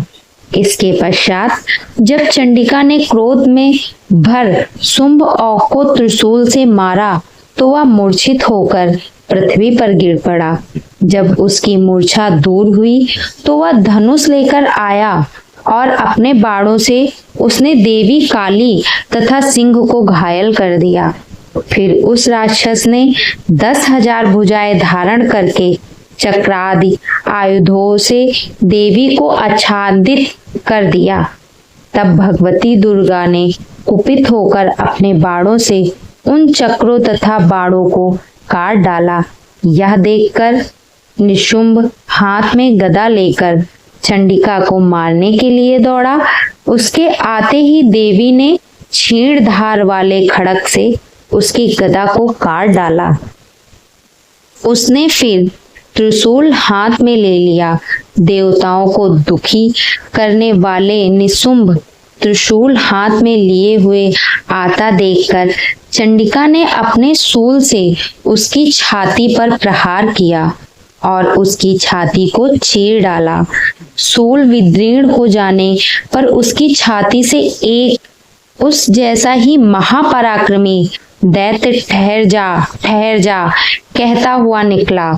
उसको देखकर देवी ने बड़े जोर से अट्टहास लगाया। अभी वह निकलने भी न पाया था कि उसका सिर अपनी तलवार से काट डाला। सिर के कटने के साथ ही वह पृथ्वी पर गिर पड़ा। तदंतर सिंह दहाड़ दहाड़ कर असुरों का भक्षण करने लगा और काली शिवदूती भी राक्षसों का रक्त पीने लगी। कौमारी की शक्ति से कितने भी महादैत्य नष्ट हो गए। ब्रह्मा जी के कमंडल के जल से कितने ही असुर समाप्त हो गए। कई दैत्य महेश्वरी के त्रिशूल से विदीर्ण होकर पृथ्वी पर गिर पड़े और बाराही के प्रहारों से छिन्न भिन्न होकर धराशाही हो गए। वैष्णवी ने फिर अपने चक्र से बड़े बड़े महापराक्रमियों का चकनाचूर निकाल डाला, उन्हें यमलोक भेज दिया और इंद्री से इतने ही महाबली राक्षस टुकड़े टुकड़े हो गए। कई दैत्य मारे गए, कई भाग गए, कितने ही काली, शिवदूती और सिंह के भक्षण कर लिए। इस प्रकार 9वां अध्याय समाप्त होता है। अगर ये वीडियो आपको पसंद आया हो तो मेरे चैनल को लाइक, सब्सक्राइब, शेयर करना ना भूलें और कमेंट बॉक्स में जय माता दी जरूर लिखें। आइए सुनते हैं दुर्गा सप्तशती का 10वां अध्याय, जिसका शीर्षक है शुंभ का वध।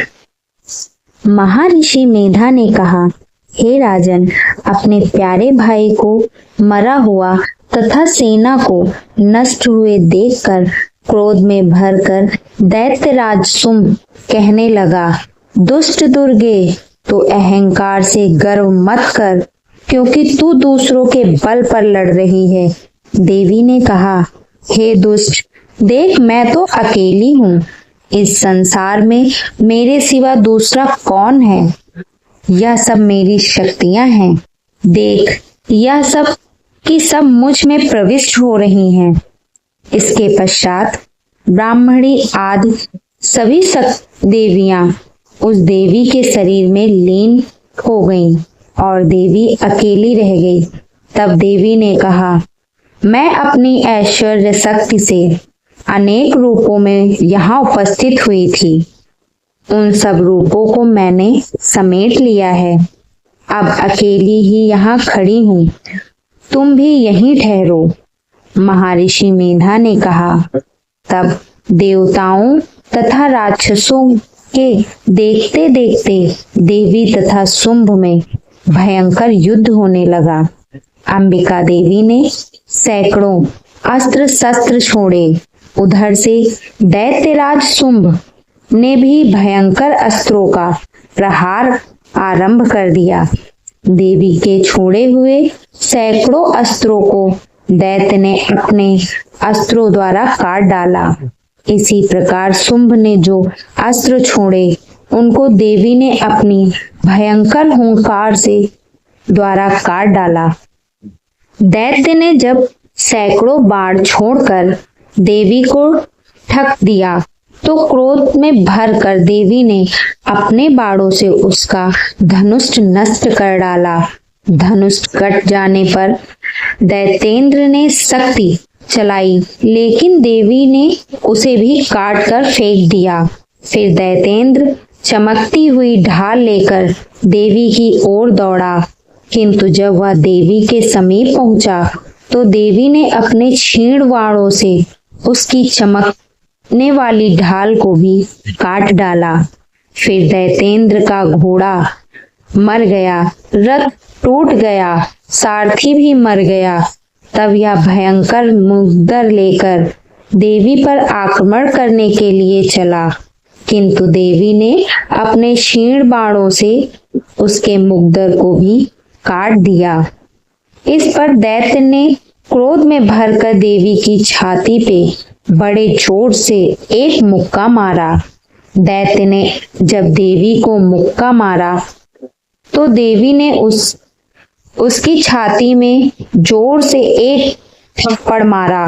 थप्पड़ खाकर पहले तो दैत्य पृथ्वी पर गिर पड़ा, किंतु तुरंत ही वह उठ खड़ा हुआ। फिर वह देवी को पकड़कर आकाश की ओर उछाला और वहां जाकर दोनों में युद्ध होने लगा। यह युद्ध ऋषियों और देवताओं को आश्चर्य में डालने वाला था। देवी आकाश में दैत्य के साथ बहुत देर तक युद्ध करती रही। फिर देवी ने उसे आकाश में घुमाकर पृथ्वी पर गिरा दिया।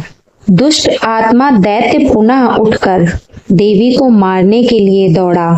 तब उसको अपनी ओर आता हुआ देखकर देवी ने उसकी छाती विदीर्ण करके उसको पृथ्वी पर पटक दिया।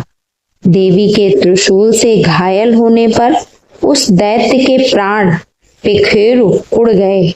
और उसके मरने पर समुद्र, द्वीप, पर्वत और पृथ्वी सब कांपने लग गए। तदंतर उस दुष्ट आत्मा के मरने से संपूर्ण जगत प्रसन्न व स्वस्थ हो गया तथा आकाश निर्मल हो गया। पहले जो उत्पात सूचक मेघ और उल्कापात होते थे वह सब शांत हो गए। उसके मारे जाने पर नदियां अपने ठीक मार्ग से बहने लगी। संपूर्ण देवताओं का हृदय हर्ष से भर गया और सुंदर गान गाने लगी सुंदरियां। गंधर्व बाजे बजाने लगे और अप्सराएं नृत्य करने लगी। पवित्र वायु बहने लगी। सूर्य की कांति स्वच्छ हो गई।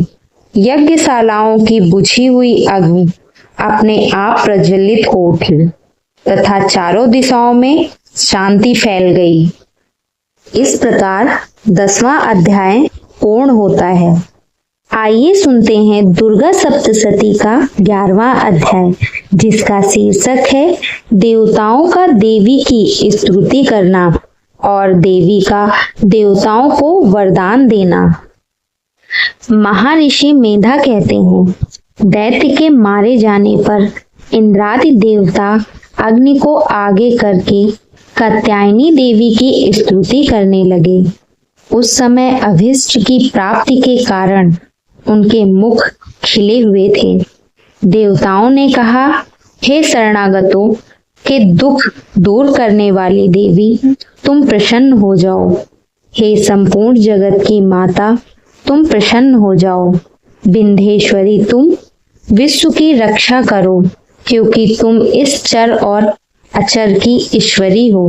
हे देवी, संपूर्ण जगत की आधार रूप हो, क्योंकि तुम पृथ्वी रूप में भी स्थित हो और अत्यंत पराक्रम वाली देवी हो।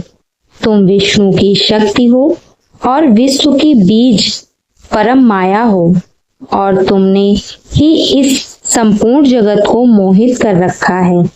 तुम्हारे प्रसन्न होने पर ही यह पृथ्वी मोक्ष को प्राप्त होती है। हे देवी, संपूर्ण विद्याएं तुम्हारे ही भिन्न भिन्न स्वरूप हैं। इस जगत में जितनी स्त्रियां हैं वह सब तुम्हारी ही मूर्तियां हैं। एकमात्र तुमने ही इस जगत को व्याप्त कर रखा है। तुम्हारी स्तुति किस प्रकार हो सकती है, क्योंकि तुम परम बुद्धि रूप हो और संपूर्ण प्राणी रूप स्वर्ग और मुक्ति देने वाली हो। अतः इसी रूप में तुम्हारी स्तुति की गई है। तुम्हारी स्तुति के लिए इससे बढ़कर और क्या युक्तियां हो सकती हैं। संपूर्ण जनों के हृदय में बुद्ध रूप होकर निवास करने वाली, स्वर्ग तथा मोक्ष प्रदान करने वाली, हे नारायणी देवी, तुमको नमस्कार है। कलाकाष्ठा आदि रूप से अवस्थाओं को परिवर्तित की ओर ले जाने वाली तथा प्राणियों का अंत करने वाली नारायणी, तुमको नमस्कार है। हे नारायणी, संपूर्ण मंगलों के मंगल रूप वाली, हे शिवे, हे संपूर्ण प्रयोजनों को सिद्ध करने वाली, शरणागत वात्सल्या, 3 नेत्रों वाली गौरी, तुमको नमस्कार है। सृष्टि स्थित तथा संहाराव की शक्तिभूता सनातनी देवी, गुणों का आधार तथा सर्व सुखमयी नारायणी, तुमको नमस्कार है। हे शरण में आए हुए शरणागतों, दीन दुखियों की रक्षा में तत्पर, संपूर्ण पीड़ाओं को हरने वाली, हे नारायणी, तुमको नमस्कार है। हे नारायणी, तुम ब्रह्माणी का रूप धारण करके हंसों से जुते हुए विमान पर बैठती हो तथा कुछ से अभिमंत्रित जल छिड़कती रहती हो, तुम्हें नमस्कार है। महेश्वरी रूप से त्रिशूल, चंद्रमा और सर्पों को धारण करने वाली, महावृषभ वाहन वाली नारायणी, तुम्हें नमस्कार है। मोरों तथा मुकुटों से घिरे रहने वाली महाशक्ति को धारण करने वाली, हे कौमारी रूप धारिणी निष्पाप नारायणी, तुम्हें नमस्कार है। हे शंख चक्र गदफर श्रांग धनुष रूप वायुधों को धारण करने वाली वैष्णवी शक्ति रूपा नारायणी, तुम हम पर प्रसन्न हो जाओ, तुम्हें नमस्कार है। हे दांतों पर पृथ्वी धारण करने वाली वराह रूपिणी कल्याणमयी नारायणी, तुम्हें नमस्कार है। हे उग्र नृसिंह रूप से दैत्यों को मारने वाली त्रिभुवन की रक्षा में संलग्न रहने वाली नारायणी, तुम्हें नमस्कार है। हे मस्तक पर किरीट और हाथ में महावज्र धारण करने वाली सहस्त्र नेत्रों के कारण उज्जवल वृतासुर के प्राण हरने वाली इंद्रिय शक्ति, हे नारायणी, तुम्हें नमस्कार है। हे शिवदूती स्वरूप से दैत्यों के महामद को नष्ट करने वाली, हे घोर रूप वाली, हे महाशब्द वाली, हे नारायणी, तुम्हें नमस्कार है।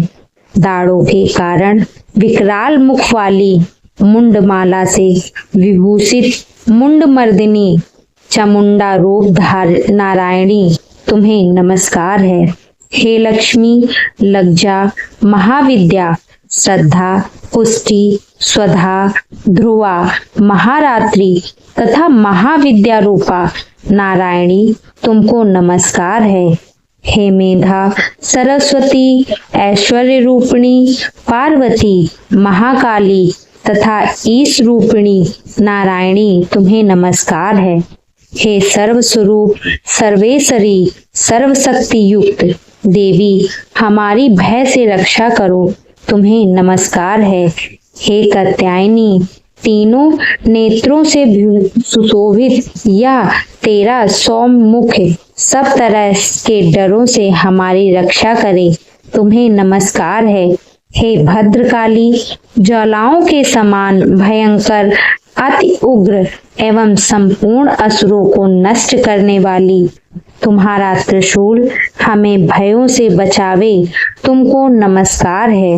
हे देवी, जो अपने शब्द से इस जगत को पूरित करके दैत्यों के तेज को नष्ट करता है, वह आपका घंटा इस प्रकार हमारी रक्षा करे जैसे कि माता अपने पुत्रों की रक्षा करती हैं। हे चंडिके, असुरों के रक्त और चर्बी से चर्चित जो आपकी तलवार है वह हमारा मंगल करे, हम तुमको नमस्कार करते हैं। हे देवी, तुम जब प्रसन्न होती हो तो संपूर्ण रोगों को नष्ट कर देती हो और जब रुष्ट हो जाती हो तो संपूर्ण वांछित कामनाओं को नष्ट कर देती हो, और जो मनुष्य तुम्हारी शरण में जाते हैं उन पर कभी विपत्ति नहीं आने देती, बल्कि तुम्हारी शरण में गए हुए मनुष्य दूसरों को आश्रय देने योग्य हो जाते हैं। अनेक रूपों से बहुत प्रकार की मूर्तियों को धारण कर के इन धर्मद्रोही असुरों का तुमने संहार किया है, वह तुम्हारे सिवा कौन कर सकता था। चतुर्दश विद्याएं, शस्त्र शास्त्र और चारों वेद तुम्हारे ही प्रकाश से प्रकाशित हैं, उनमें तुम्हारा ही वर्णन है। और जहाँ राक्षस विषैले सर्प शत्रुगण हैं, वहाँ और समुद्र के बीच में भी तुम साथ रहकर इस विश्व की रक्षा करती हो। हे विश्वेश्वरी, तुम विश्व का पालन करने वाली विश्व रूपा हो, इसलिए संपूर्ण जगत को धारण करती हो। इसीलिए ब्रह्मा विष्णु महेश की भी वंदनीय हो। जो भक्ति पूर्वक तुमको नमस्कार करते हैं वह विश्व को आश्रय देने वाले बन जाते हैं। हे देवी, तुम प्रसन्न हो जाओ और असुरों को मारकर जिस प्रकार हमारी रक्षा की है, ऐसे ही हमारे शत्रुओं से सदा हमारी रक्षा करती रहो। संपूर्ण जगत के पाप नष्ट कर दो और पापों तथा उनके फल स्वरूप होने वाली महामारी आदि बड़े बड़े उपद्रव को शीघ्र ही दूर कर दो। विश्व की पीड़ा को हरने वाली देवी, शरण में पड़े हुए पर प्रसन्न हो जाओ। त्रिलोकवासियों पर पूजनीय परमेश्वरी, हम लोगों को वरदान दो। देवी ने कहा, हे देवताओं, मैं तुमको वर देने को तैयार हूँ। आपकी जैसी इच्छा हो वैसा वर मांग लो, मैं तुमको दूंगी। देवताओं ने कहा, हे सर्वेश्वरी, त्रिलोकी के निवासियों की समस्त पीड़ाओं को दूर तुम इसी प्रकार करती रहती हो और हमारे शत्रुओं को इसी प्रकार नष्ट करती रहो। देवी ने कहा, वैवस्वत मनवंतर के 28वें युग में 2 और महाअसुर शुंभ और निशुंभ उत्पन्न होंगे। उस समय मैं नंद गोप के घर में यशोदा के गर्भ से उत्पन्न होकर विंध्याचल पर्वत पर शुंभ और निशुंभ का संहार करूंगी। फिर अत्यंत भयंकर रूप से पृथ्वी पर अवतीर्ण होकर मैं प्रचित नामक दानवों का नाश करूंगी। उन भयंकर महाअसुरों को भक्षण करते समय मेरे दांत अनार पुष्प के समान लाल होंगे। इसके पश्चात स्वर्ग में देवता और पृथ्वी पर मनुष्य मेरी स्तुति करते हुए मुझे रक्त दंतिका कहेंगे। फिर जब 100 वर्षों तक वर्षा न होगी तो मैं ऋषियों के स्तुति करने पर आयु निज नाम से प्रकट हो जाऊंगी और अपने 100 नेत्रों से ऋषियों की ओर देखूंगी। अतः मनुष्य साताक्षी नाम से मेरा कीर्तन करेंगे। उसी समय मैं अपने शरीर से उत्पन्न हुए प्राणों की रक्षा करने वाले शाकों द्वारा सब प्राणियों का पालन करूंगी और तब इस पृथ्वी पर शाकांबरी के नाम से विख्यात हो जाऊंगी। और इसी अवतार में मैं दुर्ग नामक महाअसुर का वध करूंगी और इससे मैं दुर्गा देवी के नाम से प्रसिद्ध होंगी। इसके पश्चात जब मैं भयंकर रूप धारण कर के हिमालय निवासी ऋषियों महर्षियों की रक्षा करूंगी, तब भीमा देवी के नाम से मेरी व्याख्या होगी। और जब फिर अरुण नामक असुर तीनों लोगों को पीड़ित करेगा, तब मैं असंख्य भ्रमरों का रूप धारण करके उस महादैत्य का वध करूंगी। तब स्वर्ग में देवता और मृतलोक में मनुष्य मेरी स्तुति करते हुए मुझे भ्रामरी नामक से पुकारेंगे। इस प्रकार जब जब पृथ्वी राक्षसों से पीड़ित होगी, तब तब मैं अवतरित होकर शत्रुओं का नाश करूंगी। आइए सुनते हैं दुर्गा सप्तशती का 12वां अध्याय, जिसका शीर्षक है देवी के चरित्रों के पाठ का महात्म्य। देवी बोली, हे देवताओं, जो पुरुष इन स्तोत्रों द्वारा एकाग्रित चित्त होकर मेरी स्तुति करेगा, उसके संपूर्ण कष्टों को निसंदेह हर लूंगी। मधुकैटभ के नाश, महिषासुर के वध और शुंभ तथा निशुंभ के वध की जो मनुष्य कथा कहेंगे, मेरे महात्म्य को अष्टमी, चतुर्थी व नवमी के दिन एकाग्र चित्त से भक्ति पूर्वक सुनेंगे, उनको कभी कोई पाप न रहेगा। पाप से उत्पन्न हुई विपत्ति भी उनको नहीं सताएगी। उनके घर में दरिद्रता नहीं होगी और न उनको प्रियजनों का विछोह होगा। उनको किसी प्रकार का भय न होगा। इसलिए प्रत्येक मनुष्य को भक्ति पूर्वक मेरे इस कल्याणकारक महात्म्य को सदा पढ़ना और सुनना चाहिए। मेरा यह महात्म्य महामारी से उत्पन्न हुए संपूर्ण उपद्रव को एवं 3 प्रकार के उत्पादों को शांत कर देता है। जिस घर व मंदिर में या जिस स्थान पर मेरा यह स्रोत विधि पूर्वक पढ़ा जाता है, उस स्थान का मैं कभी भी त्याग नहीं करती और वहां सदा ही मेरा निवास रहता है। बलिदान, पूजा, ओम तथा महोत्सवों में मेरा यह चरित्र उच्चारण करना तथा सुनना चाहिए। ऐसा हवन या पूजन मनुष्य जानकर या बिना जाने करे, मैं उसे तुरंत ग्रहण कर लेती हूँ।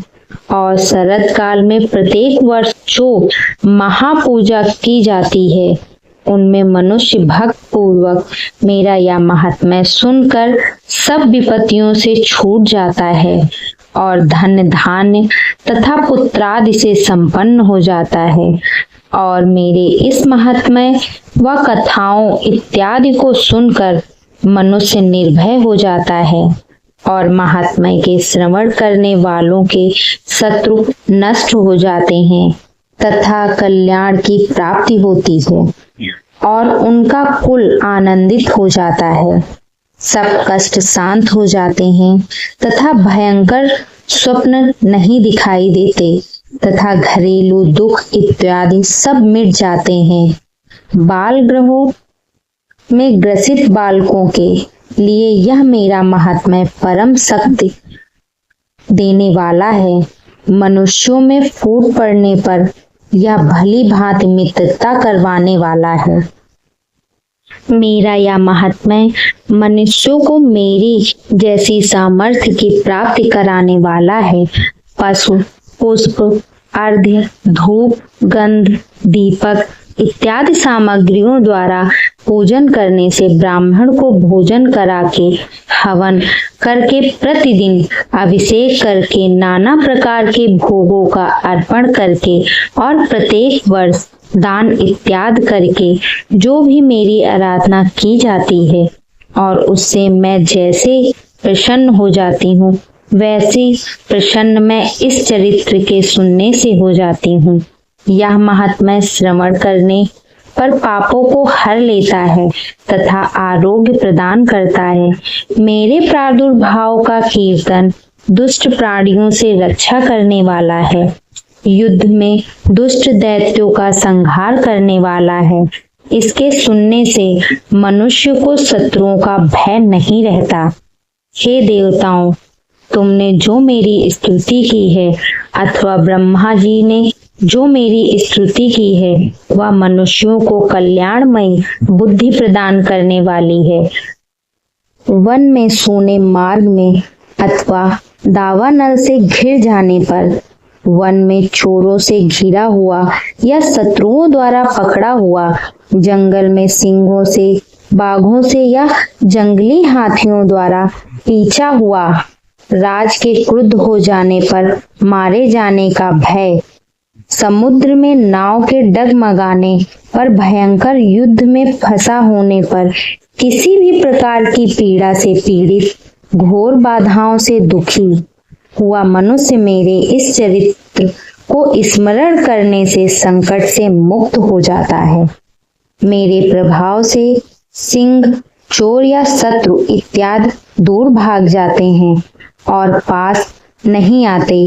महर्षि ने कहा, प्रचंड पराक्रम वाली भगवती चंडिका वो कहने के पश्चात सब देवताओं के देखते देखते अंतर्ध्यान हो गई और संपूर्ण देवताओं अपने शत्रुओं के मारे जाने पर पहले की तरह यज्ञ भाग का उपभोग करने लगे और उनको अपने अधिकार फिर से प्राप्त हो गए तथा युद्ध में देवताओं के शत्रुओं शुंभ व निशुंभ के देवी के हाथों मारे जाने पर बाकी बचे हुए राक्षस पाताल को चले गए। हे राजन, इस प्रकार भगवती अंबिका नित्य होती हुई बार बार प्रकट होकर इस जगत का पालन करती हैं, उसको मोहित करती हैं, जन्म देती हैं और प्रार्थना करने पर समृद्धि प्रदान करती हैं। हे राजन, भगवती की महाप्रलय के समय महामारी का रूप धारण करती हैं और वही संपूर्ण ब्रह्मांड में व्याप्त हैं और वही भगवती समय समय पर महाकाली तथा महामारी का रूप बनती हैं और स्वयं अजन्मा होती हुई भी सृष्टि के रूप में प्रकट होती हैं। वह सनातनी देवी प्राणियों का पालन करती हैं और वही मनुष्य के अभ्युदय के समय घर में लक्ष्मी का रूप बनकर स्थित हो जाती हैं तथा अभाव के समय दरिद्रता बनकर भी विनाश का कारण बन जाती हैं। पुष्प, धूप और गंध आदि से पूजन करके उसकी स्तुति करने से वह धन एवं पुत्र देती हैं और धर्म में शुभ बुद्धि प्रदान करती हैं। इस प्रकार 12वां अध्याय पूर्ण होता है। आइए सुनते हैं दुर्गा सप्तशती का 13वां और अंतिम अध्याय, जिसका शीर्षक है राजा सूरत और वैश्या को देवी का वरदान। महर्षि मेधा ने कहा, हे राजन, इस प्रकार देवी के उत्तम महात्म्य का वर्णन मैंने तुमको सुनाया। जगत को धारण करने वाली इस देवी का ऐसा ही प्रभाव है। वही देवी ज्ञान को देने वाली हैं और भगवान विष्णु की इस माया के प्रभाव से तुम और यह वैश्य तथा अन्य विवेकी जन मोहित होते हैं और भविष्य में मोहित होंगे। हे राजन, तुम इसी परमेश्वरी की शरण में जाओ। यही भगवती आराधना करने पर मनुष्य को भोग, स्वर्ग तथा मोक्ष प्रदान करती हैं। मार्कंडेय जी ने कहा, महर्षि मेधा की यह बात सुनकर राजा सूरत ने उन उग्र व्रत वाले ऋषि को प्रणाम किया और राज्य के छिन जाने के कारण उनके मन में अत्यंत ग्लानि हुई और वह राजा तथा वैश्य तपस्या के लिए वन को चले गए और नदी के तट पर आसन लगाकर भगवती के दर्शनों के लिए तपस्या करने लगे। दोनों ने नदी के तट पर देवी की मूर्ति बनाई और पुष्प, धूप, दीप तथा हवन द्वारा उनका पूजन करने लगे। पहले उन्होंने आहार को कम कर दिया, फिर बिल्कुल निराहार रहकर भगवती में मन लगाकर एकाग्रता पूर्वक उनकी आराधना करने लगे। वह दोनों अपने शरीर के रक्त से देवी को बलि देते हुए 3 वर्ष तक लगातार भगवती की आराधना करते रहे। 3 वर्ष के पश्चात जगत का पालन करने वाली चंडिका ने उनको प्रत्यक्ष दर्शन देकर कहा। देवी बोली, हे राजन तथा अपने कुल को प्रसन्न करने वाले वैश्य, तुम जिस वर की इच्छा रखते हो वह मुझसे मांगो। वह वर मैं तुमको दूंगी, क्योंकि मैं तुम पर अत्यंत प्रसन्न हूँ। मार्कंडेय जी कहते हैं, यह सुनकर राजा ने अपने अगले जन्म में नष्ट न होने वाला अखंड राज्य और इस जन्म में बलपूर्वक अपने शत्रुओं को नष्ट करने के पश्चात अपना पुनः राज्य प्राप्त करने के लिए भगवती से वरदान मांगा। और वैश्या ने भी, जिसका चित्त संसार की ओर से विरक्त हो चुका था, भगवती से अपनी ममता तथा अहंकार रूप आसक्ति को नष्ट कर देने वाले ज्ञान को देने के लिए कहा। देवी ने कहा, हे राजन, तुम शीघ्र ही अपने शत्रुओं को मारकर पुनः अपना राज्य प्राप्त कर लोगे। तुम्हारा राज्य स्थिर रहने वाला होगा। फिर मृत्यु के पश्चात अपना सूर्य देव के अंश से जन्म लेकर सार्वणिक मनु के नाम से इस पृथ्वी पर व्याप्ति होगी। हे वैश्य कुल में श्रेष्ठ, आपने जो मुझसे वर मांगा है वह आपको देती हूँ। आपको मोक्ष को देने वाले ज्ञान की प्राप्ति होगी। मार्कंडेय जी कहते हैं, इस प्रकार उन दोनों को मनवांछित वर प्रदान कर तथा उनसे अपनी स्तुति सुनकर भगवती अंतर्ध्यान हो गई और इस प्रकार क्षत्रियों में श्रेष्ठ व राजा सूरत भगवान सूर्य देव से जन्म लेकर इस पृथ्वी का सार्वणिक मनु के नाम से विख्यात हुए। इस प्रकार दुर्गा सप्तशती का 13वां या अंतिम अध्याय समाप्त होता है। अगर आप सभी को ये वीडियो पसंद आया हो तो इस चैनल को लाइक, सब्सक्राइब, शेयर जरूर करें और कमेंट बॉक्स में राधे राधे जरूर लिखें।